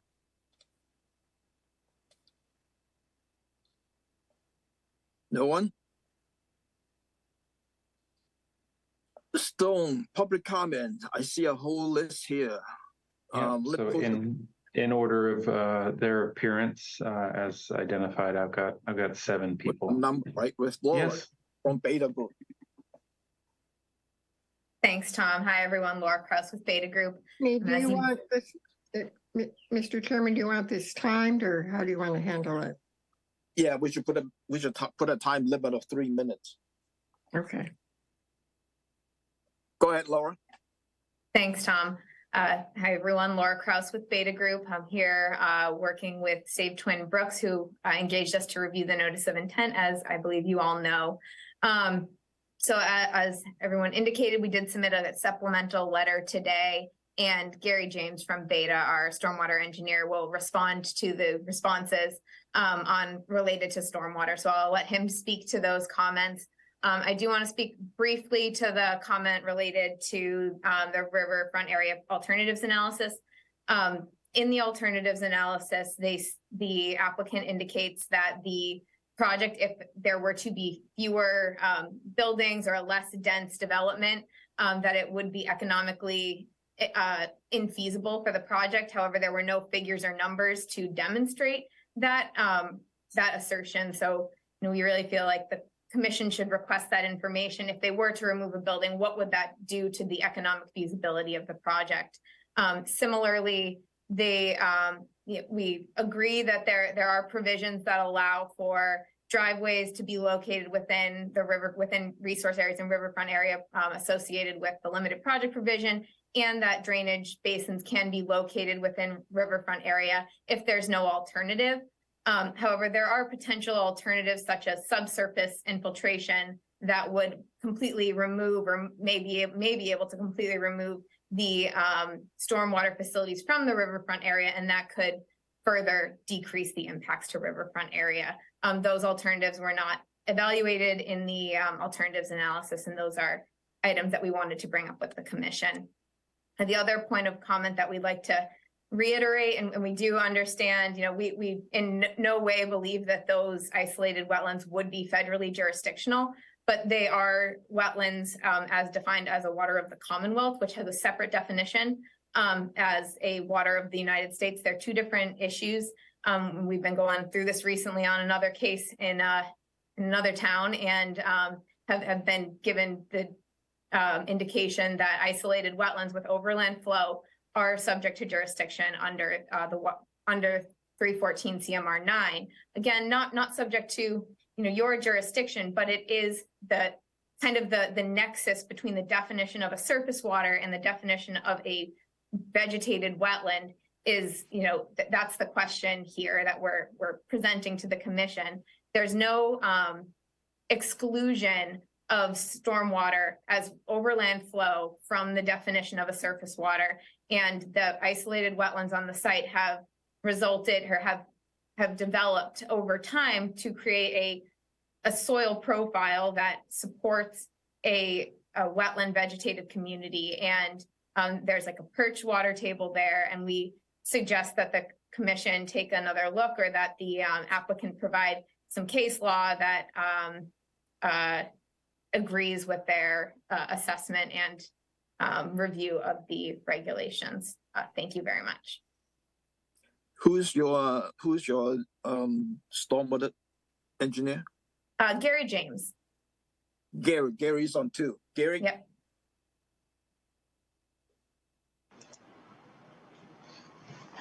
Hey, they went. Here we go. Yes, as Laura indicated, I'm the stormwater engineer associated with Beta in terms of the review for this for Save Twin Brooks. Couple of issues. I understand that Ed is already, and based on his presentation, that he had already made quite a few of the changes that I had recommended relative to some of the stormwater calculations, and I will give you a couple of things that Ed noted. The issue associated with the critical area is critical only because, in terms of where the location is, well, our mass mapper indicates that the limits of the critical are right there at the intersection of Joshua's Brook and Stewart's Creek, which is just down gradient of the outfall. So we feel that it is subject to that in terms of standard number 6. And the critical element of that is that my understanding is that the revisions that have been made, one of the terminal SCMs that is being provided is a proprietary separator, which is not allowed within the limits of a critical area as a terminal treatment. Secondly, the issue associated with some of the other measures that he says are no longer required is that if there's no, in other words, there's no buffer or no way or no leniency associated with the stormwater standards provide those measures that are required under Volume 2 Standard 2. So the issues like emergency dewatering, you don't have the luxury of asking for a waiver or even doing it. You just have to conform to the requirements, and it's a simple matter. Number 3, measures outside of the limits of your jurisdiction are still subject to the stormwater standards. We've gone through this on multiple sites. It's been reviewed by the department for us and other reviews. You still have the ability to be able to review those issues in terms of compliance with the standards. You have the right to look at the entirety of the site, regardless of its location relative to the buffer. So the idea relative to those area drains that they don't have to comply is no, you still have to comply with the requirements of the standards. The site is subject. All of the measures that he's proposing have to be subject. Obviously, the issues associated with the soil issues, it's one of the things that it would be nice if we could have had a couple of test pits to be able to give us some sort of an indication that, in fact, that when they do the test pit data, that they're not going to come in and say, oh, by the way, we've got to raise the entire site 3 or 4 feet. At this point, we don't even have that as all you really have is, this regional review of some of the groundwater levels. Other than that, the remainder of it is, like I said, they're pretty technical comments, and I haven't really had an opportunity to be able to review Ed's response in detail, and I'll leave it to the commission. That's the part that I did not get a chance to review it because that's over 40 pages. And I know that there was Ed was saying that there was a page 21 for the detailed stuff. and it was part of the package. So I just want to leave it out there. Mr. Chairman, can I just respond to that real quick? I won't take very long. Yeah, just to qualify or to explain, sheet 21, we have a 20 sheet site plan set. Now we added sheet 21 to add some additional detail that was discussed by Beta. And it's all about the roof drain system and the area drain, yard drain system. I completely disagree, by the way, respectfully, what Gary said about having to have the yard drains and the area drains in the courtyard and around the pool be subject to any jurisdiction. It infiltrates into the ground and it doesn't discharge anywhere else. We obviously have a disagreement anyway because we don't believe this is a critical area. It's not near the shellfish growing area. Downstream is a prohibited shellfish growing area already shown on the Mass Mapper website, but be that as it may, we disagree about that. But I think we're just going to have to battle it out later. I'm going to emphasize once again that the 4 sheets that we sent you were the 3 drainage sheets, just so you could see those revisions that were referred to by my letter and also this other detail sheet. And I think those adequately respond to the Beta Group letter from last week and some of Gary's comments, which were, as I mentioned, agreeable. But we don't agree with with many of the comments, and that's just the way it's going to have to be. Thank you, Ed. The next is John L.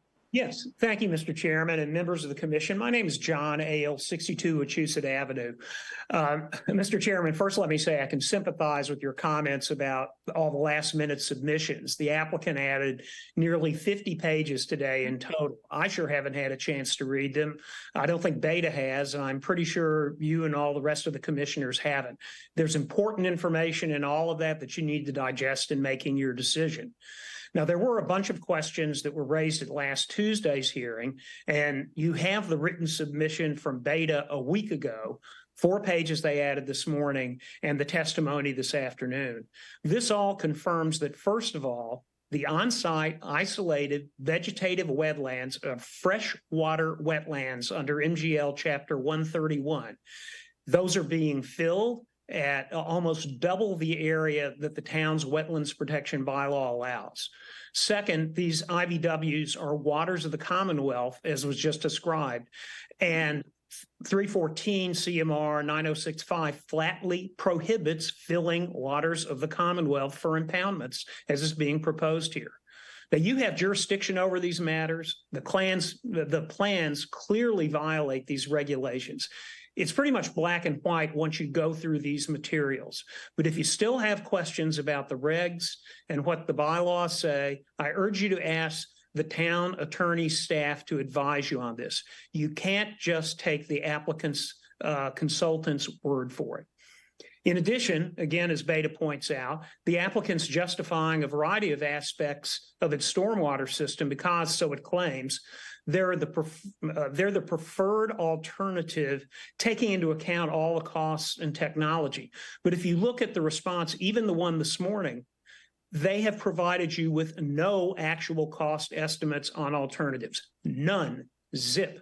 All you have is a flat, unsupported, conclusory, and self-serving statement.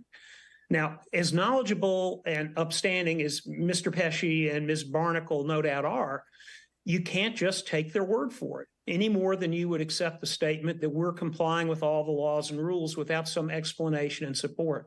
But that's essentially what you're being asked to do in the slides, at least, that were presented today. Finally, there are all the other benefits that are the applicant is touting about this project.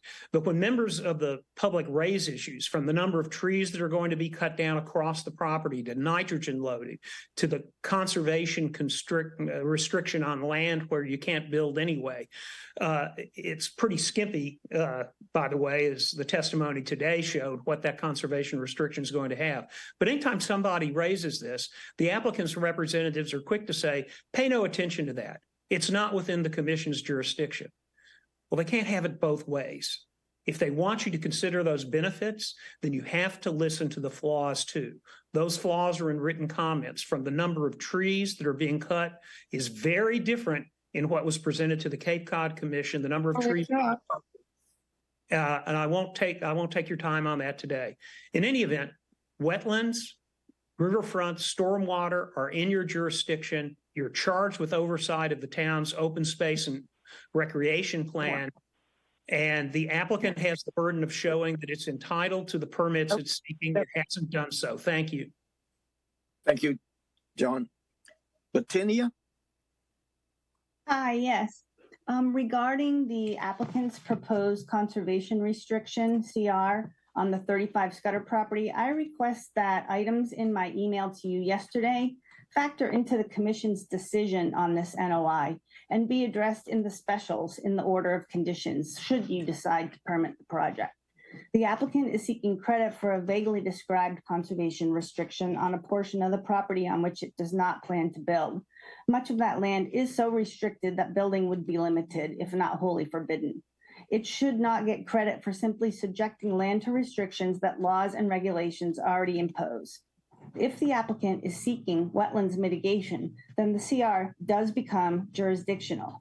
My questions concern, in my email that I sent to you, whether the CR lands will be public or private, and if public, how will its maintenance and protection be funded in perpetuity? I hope that you will require the burden of the costs of managing the proposed CR, that they will not fall on the Barnstable taxpayers, but that such a wealthy corporation as Lennar would fund its care in perpetuity if giving this CR is truly to serve as mitigation for the egregious environmental impacts the proposed construction would cause. Thank you. Thank you. Felicia Penn?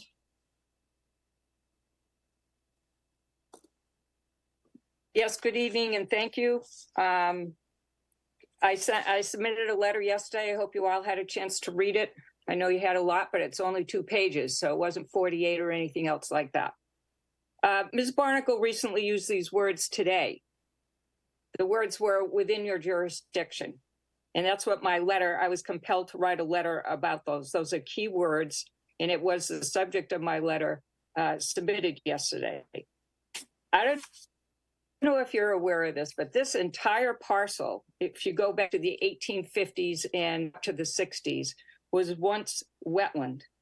It serves now as a natural filter for the waters from Aunt Bet's and Fawcett's Pond. This filtering is important because Aunt Bet's Pond, for example, has the highest PFAS level in the entire county. Also, the effluent from the town's wastewater treatment facility flows under this, through Aunt Bet's Pond, under the rotary, through this parcel, and eventually out to Nantucket Sound. In my letter, I asked if your awareness of the soil engineer's report from the applicant. It was a report by the applicant's engineer, LGCI, I think I have those initials correct. It was submitted to the hearing at the Cape Cod Commission, which I know you don't know about, but I'm going to read a paragraph to you. In this report, the applicant said, the engineer said that the land at 35 Scudder is unable to support the buildings in the parking area as proposed. His words, not mine. This engineering firm indicated that a minimum of 4.5 feet of topsoil must be removed from the entire building footprint, including the parking areas, which is why the trees all have to be removed within this area. Are you aware that he also suggested that all buildings must include weep holes in the outer walls and that multiple 13-foot drain pipes will extend from these walls from all residence buildings? It's very clear that this parcel, whether you see it as your jurisdiction or not, is not a location that environmentally can handle the proposed project.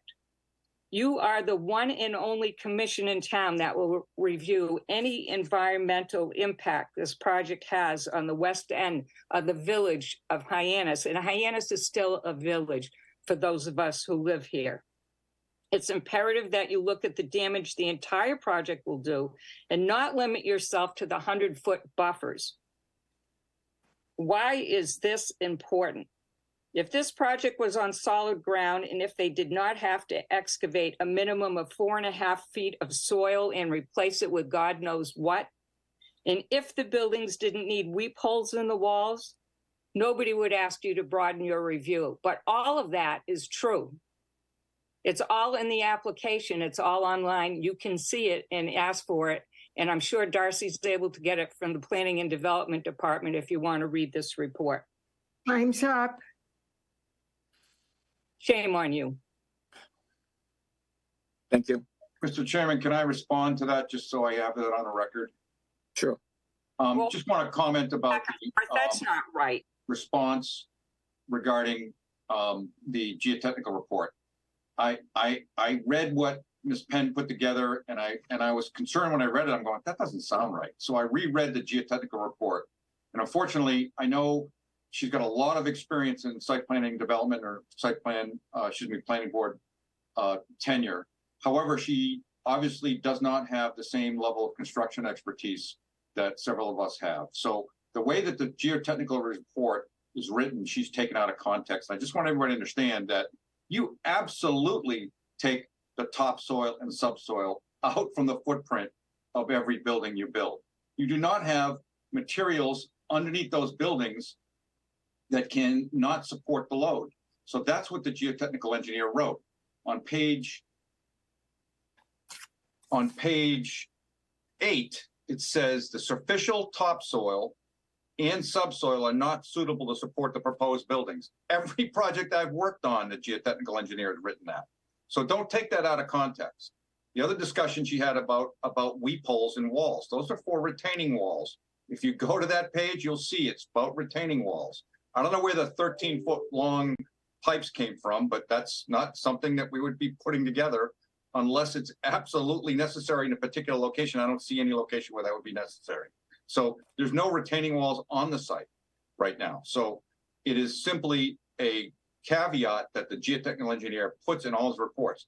There are a number of caveats he puts in there about removing existing fill and replacing it with structural fill, making sure you blend material properly, make sure you reuse other material that's not suitable under parking lots, pavement, or buildings. Use it for areas such as landscaping, underneath landscaping. So it's very common that things like that, words like that are written. You just got to understand the context that it's taken in. Thank you.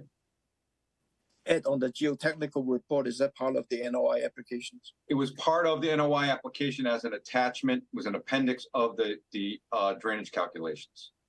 Because I referenced their test pits. I witnessed all their test pits, so I'm familiar with the site geology and the subsurface soils. So I witnessed all the test pits that we did in August of 2020. Thank you. Felicia. Just wait, one quick comment. Yeah, one comment. I just find it astounding that the applicant gets as much time and nobody else can have more than 3 minutes, number one. Number two, I did not take this out of context. It was on page 8, and the weep holes are true, and everything else in the report is as written. Thank you. Thank you. The next one is Karen McGuire. Is that correct?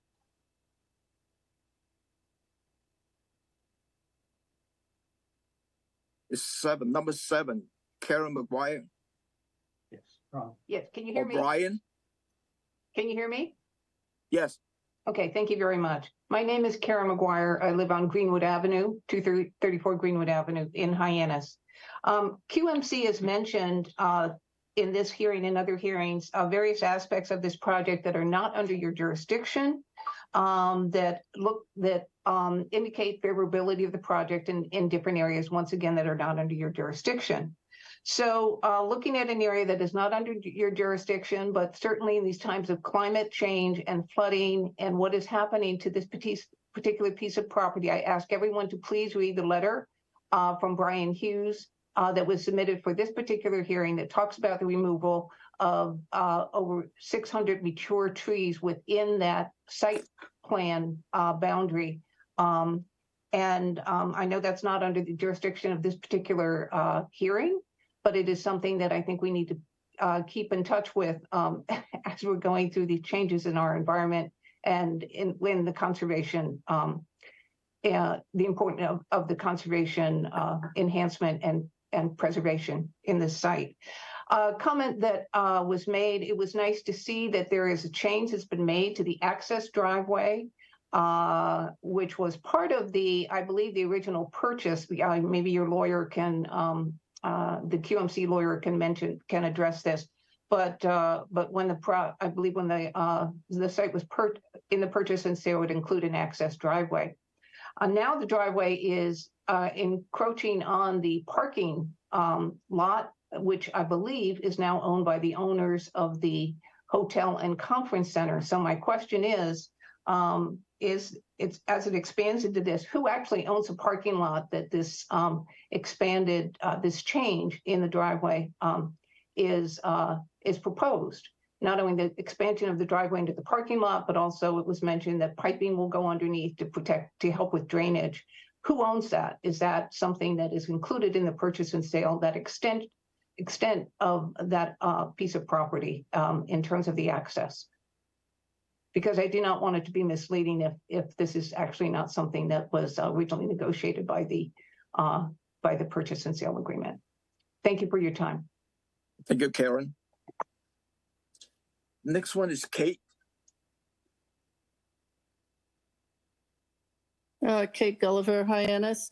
I just, instead of the comment I was going to make, I would just like to ask you to see if any of the previous public commenters would like to rebut anything that Mr. Pesci or Ms. Barnacle have said. Since they got to rebut all of the public comments, I think it would only be fair for the public, whom you represent, also get a chance to speak to what Ed said. Thank you. Thank you.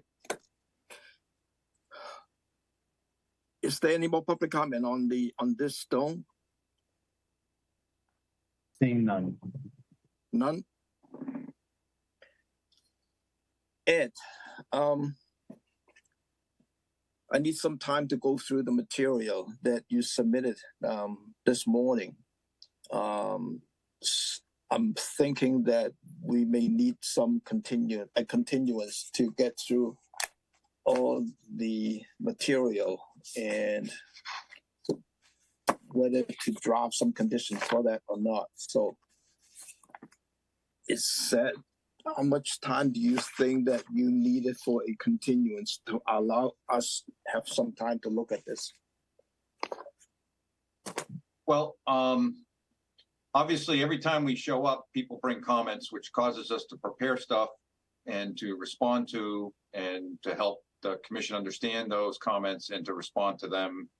And we don't want to keep going on and on and on till it's just never going to end. I mean, we've been through this several times, obviously, with the Cape Cod Commission and others getting through this. So we understand we want to be respectful to the commission to give them the time needed to go through some of this. I think we've gone through the major items of this, the major areas of this entire project, and would like to close the hearing from public comment today and leave the time to go through the order of conditions with staff so that we could somehow get through to the next step. I'll leave it up to, I'm leaving some of that discussion open to my client who's on board here for that discussion, because we're now looking at another week. But I would like to, I see a couple of the commissioners' hands raised. I'd like to get some input from them. Well, for myself, I'm not looking for next week, because next week we have this Park City Wing continuance. I don't want to put that on the same night with the Park City Wing. And so, to me, I'll be looking at sometime in the first meeting in October for a continuance to get us to go through the material and whether to, if you don't do a continuance, we probably have to take it under the advisement. That's the only option I have. Right. So let me go through the, the comment from the Commissioner, Bill. Yeah, there's a million issues that we've been talking about. And for me, personally, as we move forward, Tom, the isolated vegetated wetlands and whether or not there's state or local jurisdiction, that just sort of, I don't know. It sounded very complicated. I heard several people say this, that, and the other, and I'm left going, I thought personally going into this that the state maintained jurisdiction over isolated wetlands, and Catherine says no, and I look to you, Tom, and it's like you're going, gee, I don't know, and I think we need to have a really, really clear, just have our attorneys or what have you look into that. I would like to have that really nailed down, because I'm like going, it doesn't seem right, but whatever. And the other thing is that the issue of if we were to take jurisdiction over the conservation lands, I thought that the point about potential, I don't know, maybe not in perpetuity funding, but the potential to manage invasive plants there, and having some kind of funding for that, I thought seemed to make some sense. Those are the two things that kind of I thought of. So thank you. Thanks, Bill. The only thing I just wanted to mention right now, the invasive plant and control stuff is not really in front of us in these applications. It may be later on, if they have to do that, they have to come back with an application on that one. Yeah, John? But hold it, Tom, if I might, it might have been the consultants to the project said that it's under negotiation who would actually take it. And, if Barnstable Land Trust had it, whatever, if we had it. Well, if we, the town, get stuck with it, we have it. And therefore, I don't know that you're going to be negotiating additional monies to deal with that. So, there is a cost to the town. And I thought whoever it was from the public suggested, maybe we need to get some kind of upfront cash to deal with that. And again, not in perpetuity, but just something as a condition potentially. So, Mr. Chairman, I'd like to let Katie Barnacle address some of these comments. If I may. Let me go to John first. Okay, very good. Thanks.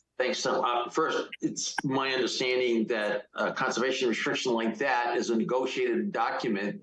Obviously, we could put in an order of conditions if it's approved that, it would require a negotiated conservation restriction bill. But if it's going to come back before us, it would be a separate vote as to whether we accept or reject the conservation restriction, et cetera. So we would have a bite at that apple to include that.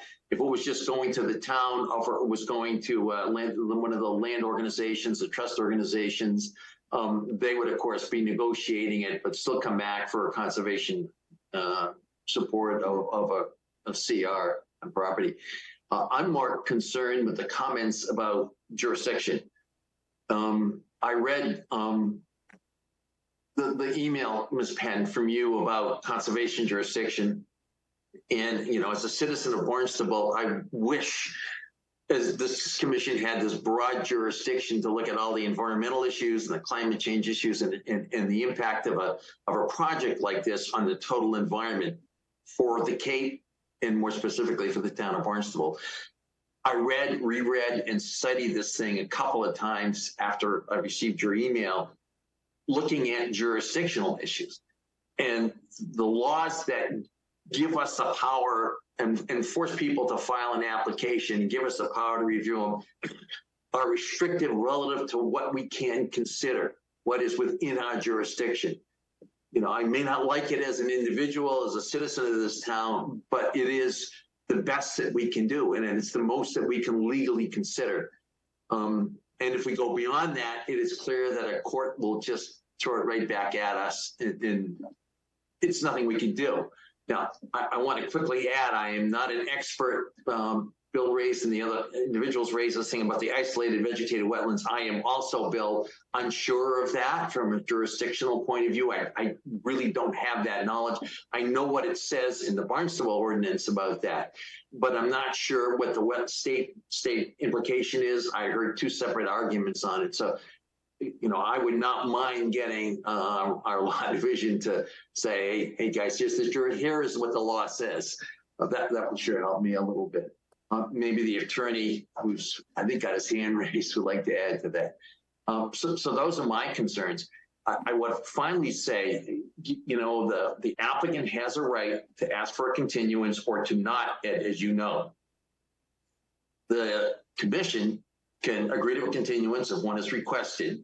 If one is not requested by the applicant, the commission has the authority to make a decision, take it under advisement, or a decision can be say, listen, we don't have enough evidence, enough testimony, there's too many open issues, and therefore we would deny the application.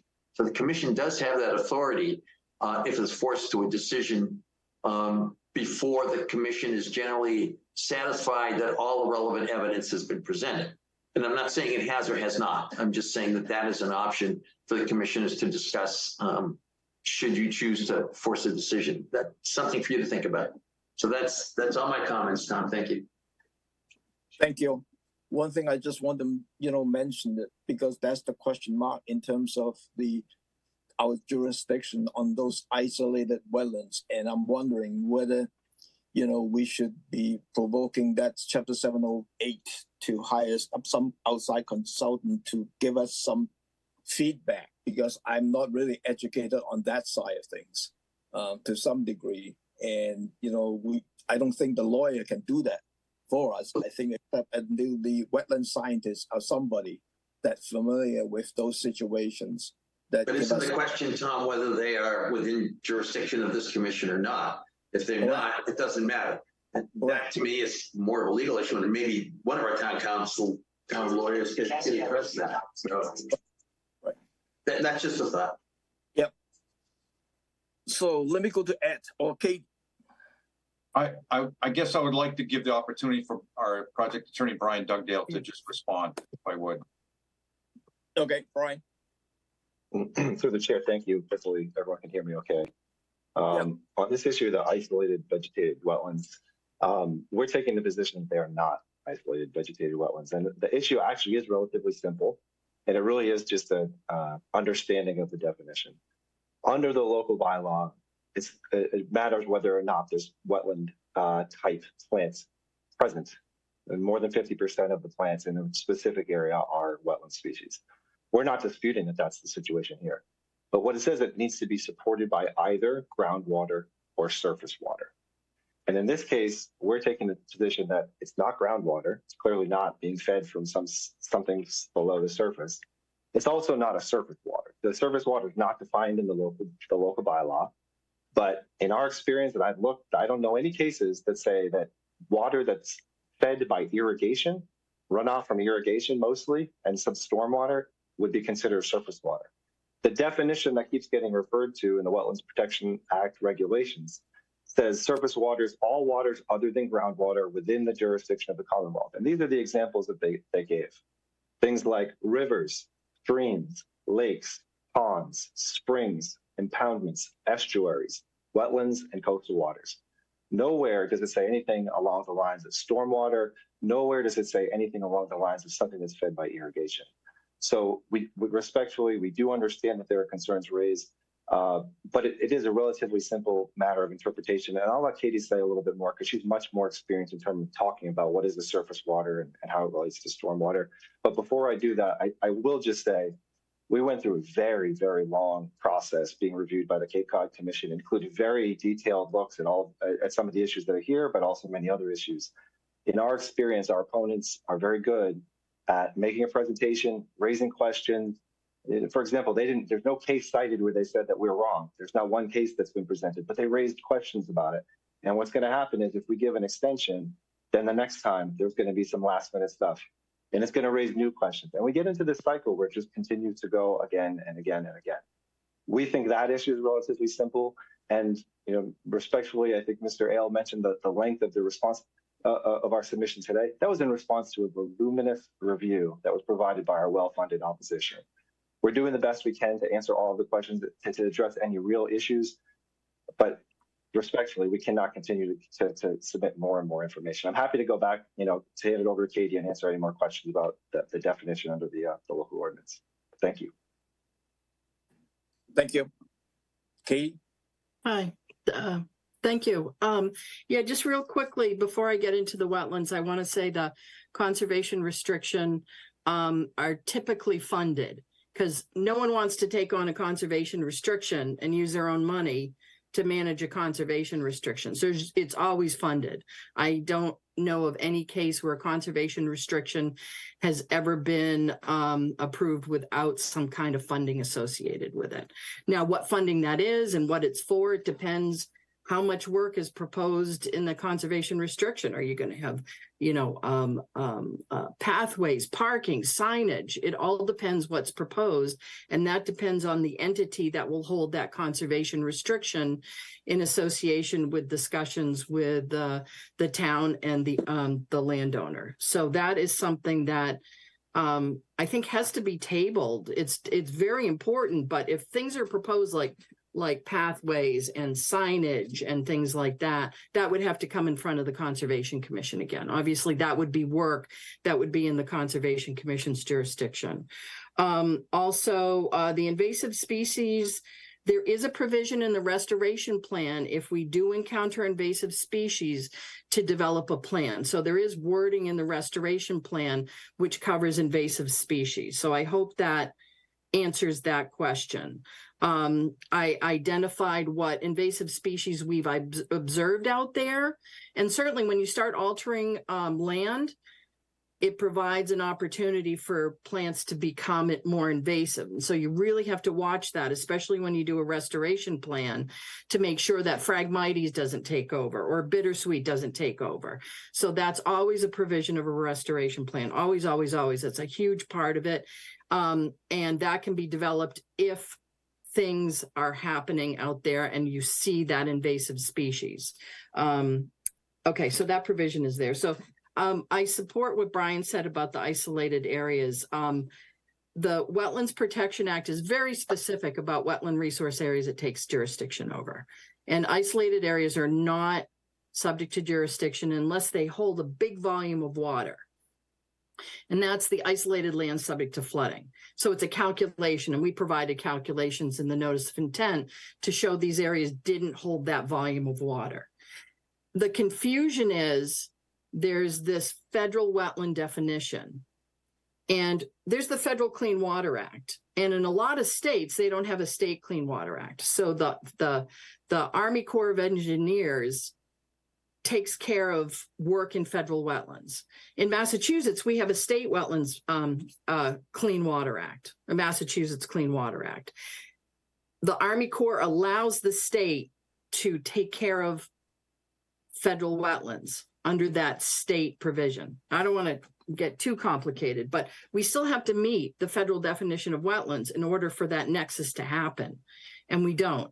When I first started being a wetland scientist in the 80s, everything was a wetland. A puddle in a parking lot was a wetland. Everything was a wetland. And then court cases after court cases after court cases, decisions, different presidents, everything changed every 4 years. Right now, these areas are not considered federal jurisdiction. The Supreme Court just reinforced that. And these haven't been jurisdictional for probably almost a decade, if not more. So I know that part, how federal gets into the state definition is confusing, but the bottom line is it's not under the Wetlands Protection Act. It's not jurisdictional, clearly not. And you have professional staff that can assist you with that. And then it's the local bylaw. We believe it's not subject to the local bylaw. Again, your professional staff can help you with that. Federal wetlands, I think you just got to table that. It has nothing to do with this discussion and should never have been even brought into this. It's just not applicable. I could give an hour's training session on that. And I do. I give training sessions a lot of local, state, and federal wetlands and how to define them. And I'd be more than happy to give that to the commission as a separate training session, but you have professional staff that know their stuff. They've been around a long time. So I think that's it. Thank you. Thank you very much. Thank you, Katie.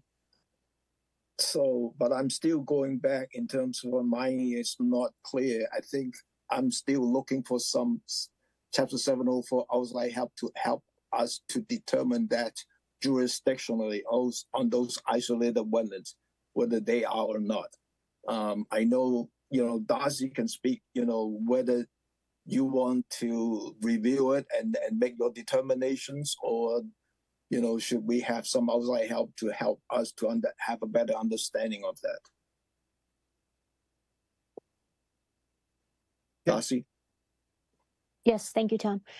Yeah, I think it would be best to resort to Chapter 708 and retain an outside consultant to address some of the questions that the commission still has. There's a lot to go over, and there was a lot that came in. I also need more time to go over these items. Ed, what do you think? So, well, Tom, it's obviously balancing the desires of my client with the desires of the commission. I completely understand it. Been there, done it with you a number of times. Let me ask you a question. What does technically taking it under advisement mean? Taken under the advisement, that means I have 21 days to issue the finding or the special conditions for this case, and then up and down vote, depending on what it is. Excuse me, Tom, but it also means, if it's taken under advisement, that no additional comments can be made or entered into the record, no additional evidence from anybody, applicant or abutters or anybody, can be put into the record. If it's taken under advisement, the hearing is closed and all evidence is closed as of that vote. That's Correct. what it means, right, Tom? Yes. Normally, I would say the public comment is closed, and then that would close the file, and that would be, allowing us to have 21 days to look at material to come up with the conclusions, findings, and special conditions. But it also prevents the applicant from submitting any additional information. The record is closed. Once it's closed for both parties. Right. Mr. Chairman, could I just make one observation on that, just in fairness, since 48 pages, I believe, was added to the record during the morning sometime today, and Beta added 4 pages to the record, there should be an opportunity to take a look at that at a minimum. But other than that, I think the people who have been commenting that you ought to take a look at what your own advisor says, you should take that advice. You need to figure that out. You need to consult with your attorneys or environmental experts. Thank you. Ed, what do you think? Oh, Pete has a hand. Yes. Pete. So also let us be reminded that if we have, I think it's written permission to go beyond that 21 days, we can do so, because that's what we discussed with the wind farm application last week. Right. Additionally, when something is under advisement, it means we have the information, maybe we just haven't been able to review it all yet. So it just means that no more information can come. So it certainly gives us time and gives us the ability to get legal advice for what has been submitted. We don't need to continue this just because we haven't read those 41 pages. If the applicant is cool with all the information that's been given and is confident that it will address the questions that we have, both legal, environmental, etc., then they can request that we close the meeting under advisement. That's my understanding. Thank you. No, you're correct in terms of the extending the period for the advisement. The only question I have, though, is if we hire a consultant to look at the jurisdictional questions, whether that would be in the file. If I closing the public comment on this, would I close that too? Yeah, Tom, in my opinion, that's it. You could not get that evidence in, that cannot be made part of the record if it's taken under advisement. The question is, do we have enough before us to be comfortable with making a decision if we close this based on the record as it's presented, the comments as presented? We have enough information as a commission to make a decision and And we have 21 days after the closing of the hearing to make that, to issue that order, or we could get some extension, but Peter was right about that. Yep. No, So- we talked about it last time, so. So, Mr. Chairman, this, again, I respect everyone's, balancing the information coming in and out. I think Pete made a pretty good case for us to request that you close the hearing tonight. We'll certainly ask you to take it under advisement and give you the extension for 21 days to render a decision, because we feel that we've made 2 presentations. We've responded to comments that were provided to the commission. We believe the stand and the legal explanation and engineering and environmental explanations that we've documented in the record are reasonable and proper and correct enough for you to make that decision. And that we don't feel that extending this for another 2 weeks and getting more people to provide more comments would change that opinion. So change that record. So we believe we would like to ask that you close the hearing tonight or today and take it under advisement, and we would respectfully entertain allowing you that 21 days to render a decision with the conditions that the staff and the commissioners would generate. We have that right under the law at 21 days. If we have to go beyond the 121 days, it would require your approval. Then we'll have to. Very good, John. And I'm thank you for the clarification. We would have to have that conversation then and decide what is it that you need that you don't have figured out yet. But I would hope that in 21 days we could issue the order. Right, that you could have a decision and hopefully issue an order. Yes. Right. Well, last time when we had this in the Park City Wing, basically what we're saying is that we're taking under the advisement, have the applicant provide a written approval for future extension with reasonable time frame, so that we have something. I think that's what we did on the Park City Wing. Tom, Louise has her hand up, I noticed. Yeah. Yeah, along those lines, on the Park City one, I believe we had the agreement as of the end of our last hearing, not something that we would discuss at the end of 21 days, saying that we need more time. And the other thing I would emphasize is that if we go that route, everything is closed in terms of additional opinions, evidence, etc. So, and, in terms of the advantage to the commission to be able to, get an outside opinion and so forth, that can't go into the decision. So those 2 things, but really important is I think we need to get the agreement in terms of exceeding the 21 days ahead of time, not after the fact. No, that's what I said. A written agreement in terms of extending it beyond 21 days within reasonable time frame. Not a year, 2 years, whatever the stuff is. No, I'm talking about we need to get the agreement tonight, not 21 days from now. Louise, I think what happened is that we got a verbal agreement and then they were going to submit something in writing after it. Yeah, correct. That's Okay. what. that's fine, but the process needs to happen tonight. Yep. So Yeah. clear. Sorry. Okay, so I think I want to understand this and make it clear to the public and the applicant as well. It seems beyond our ability to hire an outside person to evaluate something. However, any information that we get from what has been provided to us in our analysis of the information, that does allow us to bring our understanding into the record on our decision. I'm correct on that, yes? I mean, we need time to be able to look at this and make informed opinions based upon evidence that's been provided. And When we get that new insight on something that's been given to us, that becomes part of our record because it is not from the outside, it is from within the commission. I'm right on that, yes? I think Peter's correct. Yeah, Already in the record right now. It's been, Right.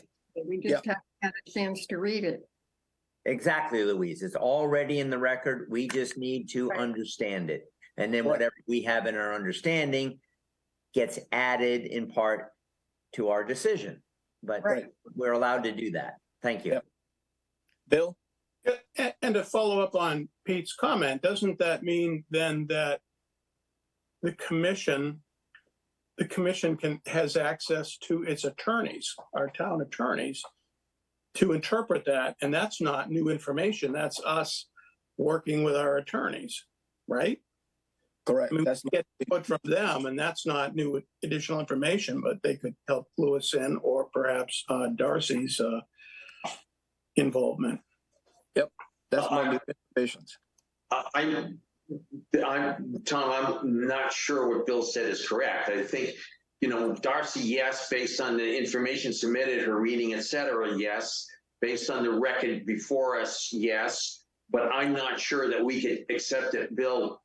Maybe I'm wrong, Bill, but I'm not sure we could accept an opinion after this, even from our own lawyer. I'm not sure of that, Bill. I don't know. That's I was thinking you could, but yeah. I'm not sure. I don't think so, but I think we could. I mean, it's within house. But I'm not sure, guys. I mean, ask somebody that. This is a new territory. Yeah, Angela's got her hand up. The newest commissioner. No, well, that's because the question I have is then it's not an opinion if it's his legal jurisdiction. If we're asking somebody if it's legal when we come up with something or a question, is that an opinion? I think we're using the word opinion here wrong with our counsel. Well, we do frequently submit a draft order of conditions for legal review before it's issued, right, Tom? You've done that with Kate. And we're not saying we can't do that, correct? No, I'm saying you could still do that, but I don't think before writing that draft order. Got it. Listen, I'm just thinking out loud, Angela. I could be very wrong here. Please. I think John's on the right track with his interpretation, Tom. But would you allow Brian Dugdale to respond to that? He's the one attorney in the room for us. Okay, Brian, what you're thinking? Thank you, Mr. Chair. I think the one issue, you're talking about whether or not you need to get legal advice. We're all here, happy to continue the conversation we were having and kind of highlight the dispute. I mean, I guess I would ask a member of the public if they have a case that says that an area that's fed by irrigation and stormwater is a wetland. I'd be interested to hear it. I haven't heard that.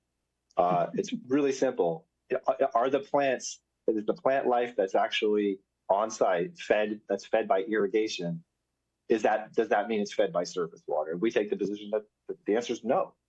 And we don't have anything to the contrary. Mr. Dugdale, do you have a case that says what you just said? Do you have a case? No, I cited the regulations. So there's no cases whatsoever. So it's a matter of first impression. If it's a matter of first impression, if it's a matter of first impression, that means this commission can decide, is an area that's fed by irrigation and stormwater a wetland? And our answer is no. How do you know that pond is fed by irrigation? And I'll let Katie and Ed speak to that. But regardless of that, let me just go back to one point. 48 pages got put in the record this morning that the public has not had a chance to read yet. We can't be having this discussion. Generally close today, please give a few days. Let's take a look at it. Ed, do you want us to take into the advisement? Yes, sir. Respectfully, yes. What I needed to understand, because I wasn't quite clear on what you and Louise were referring to about the additional additional extension after 21 days. Could you just repeat that so my client and an attorney can hear that? So what I'm saying, though, once I close the public hearing, right? No more public information, no more information from both sides can come into the folder.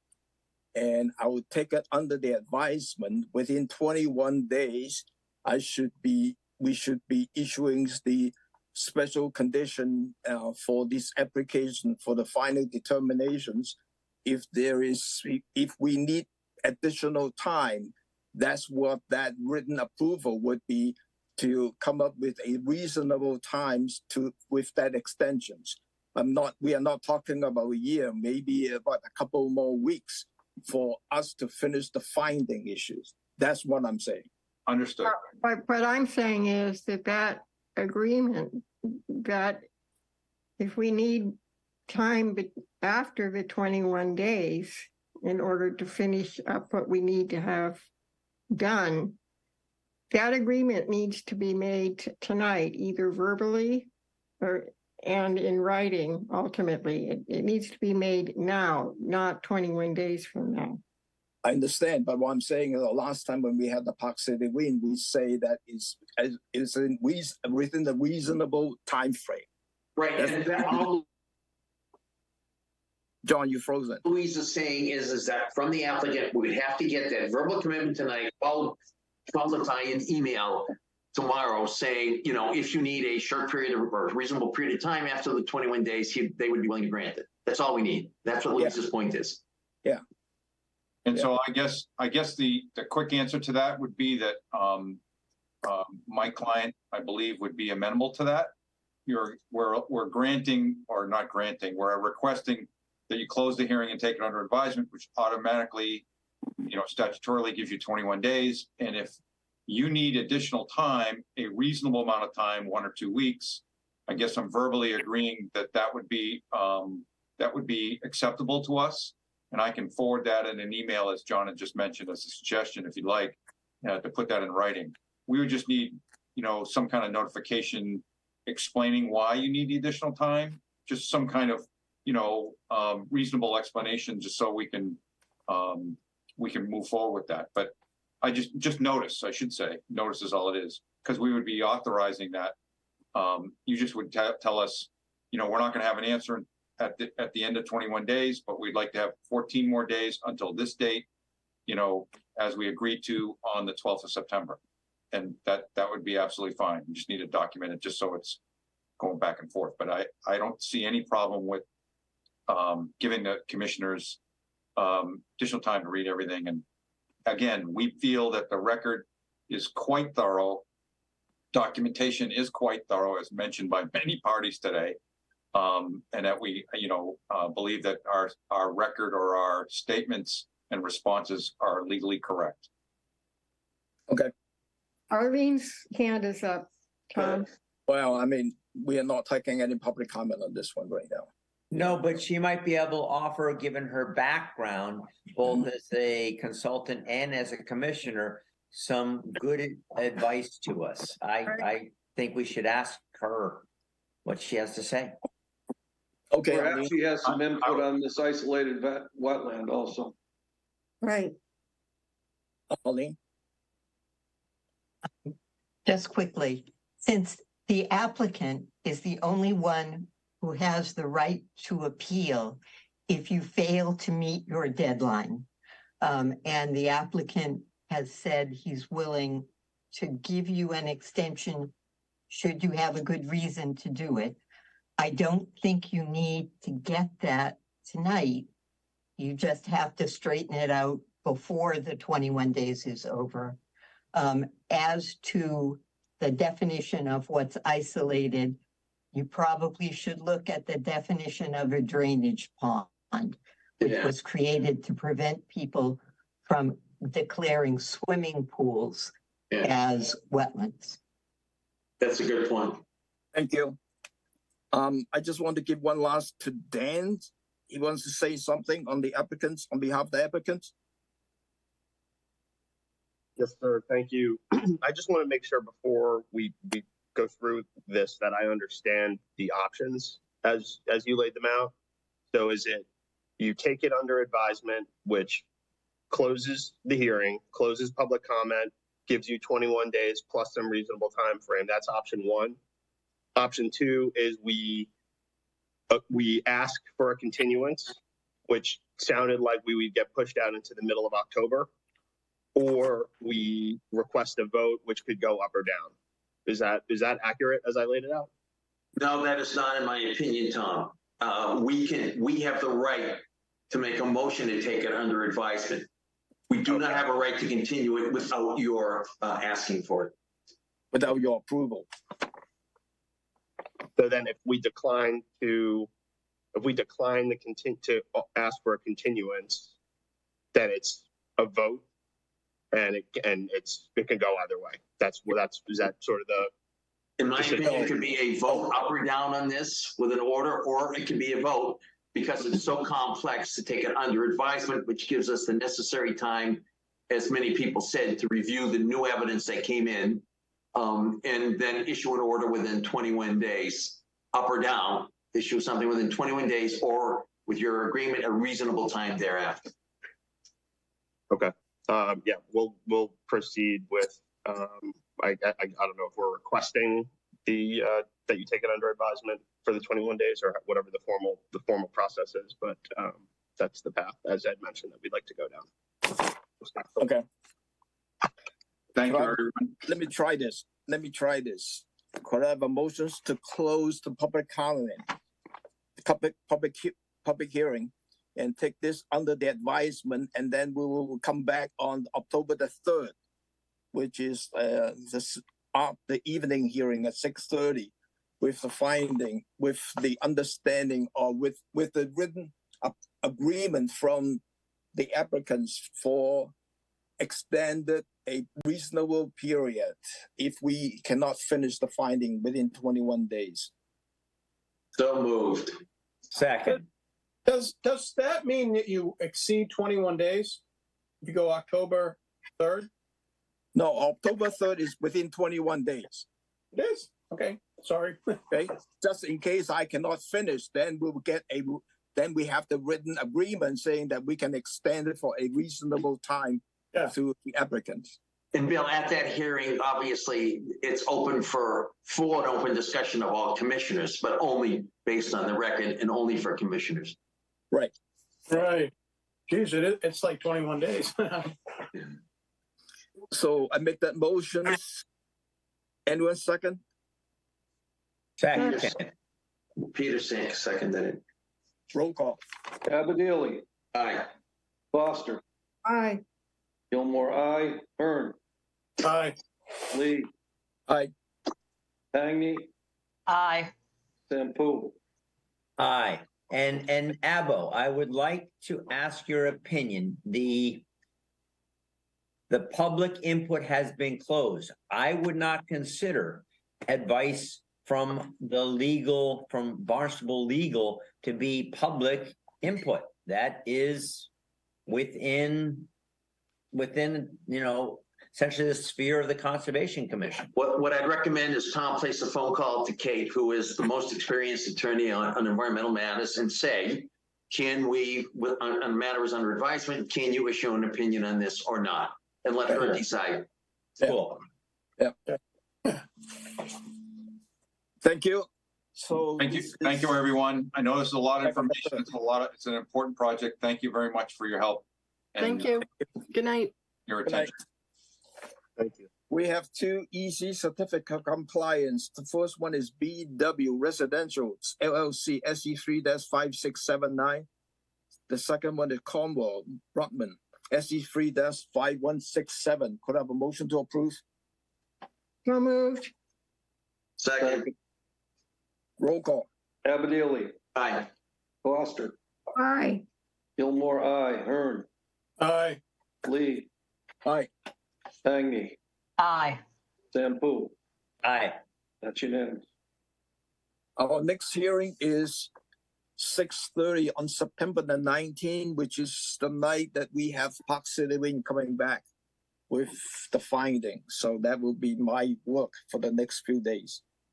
Could I have a motion to adjourn? So moved. I think. Roll call. Abadili. Aye. Foster. Aye. Gilmore, aye. Hearn. Aye. Lee. Aye. Tangney. Aye. Sampu. Aye. We are adjourned at 6:04.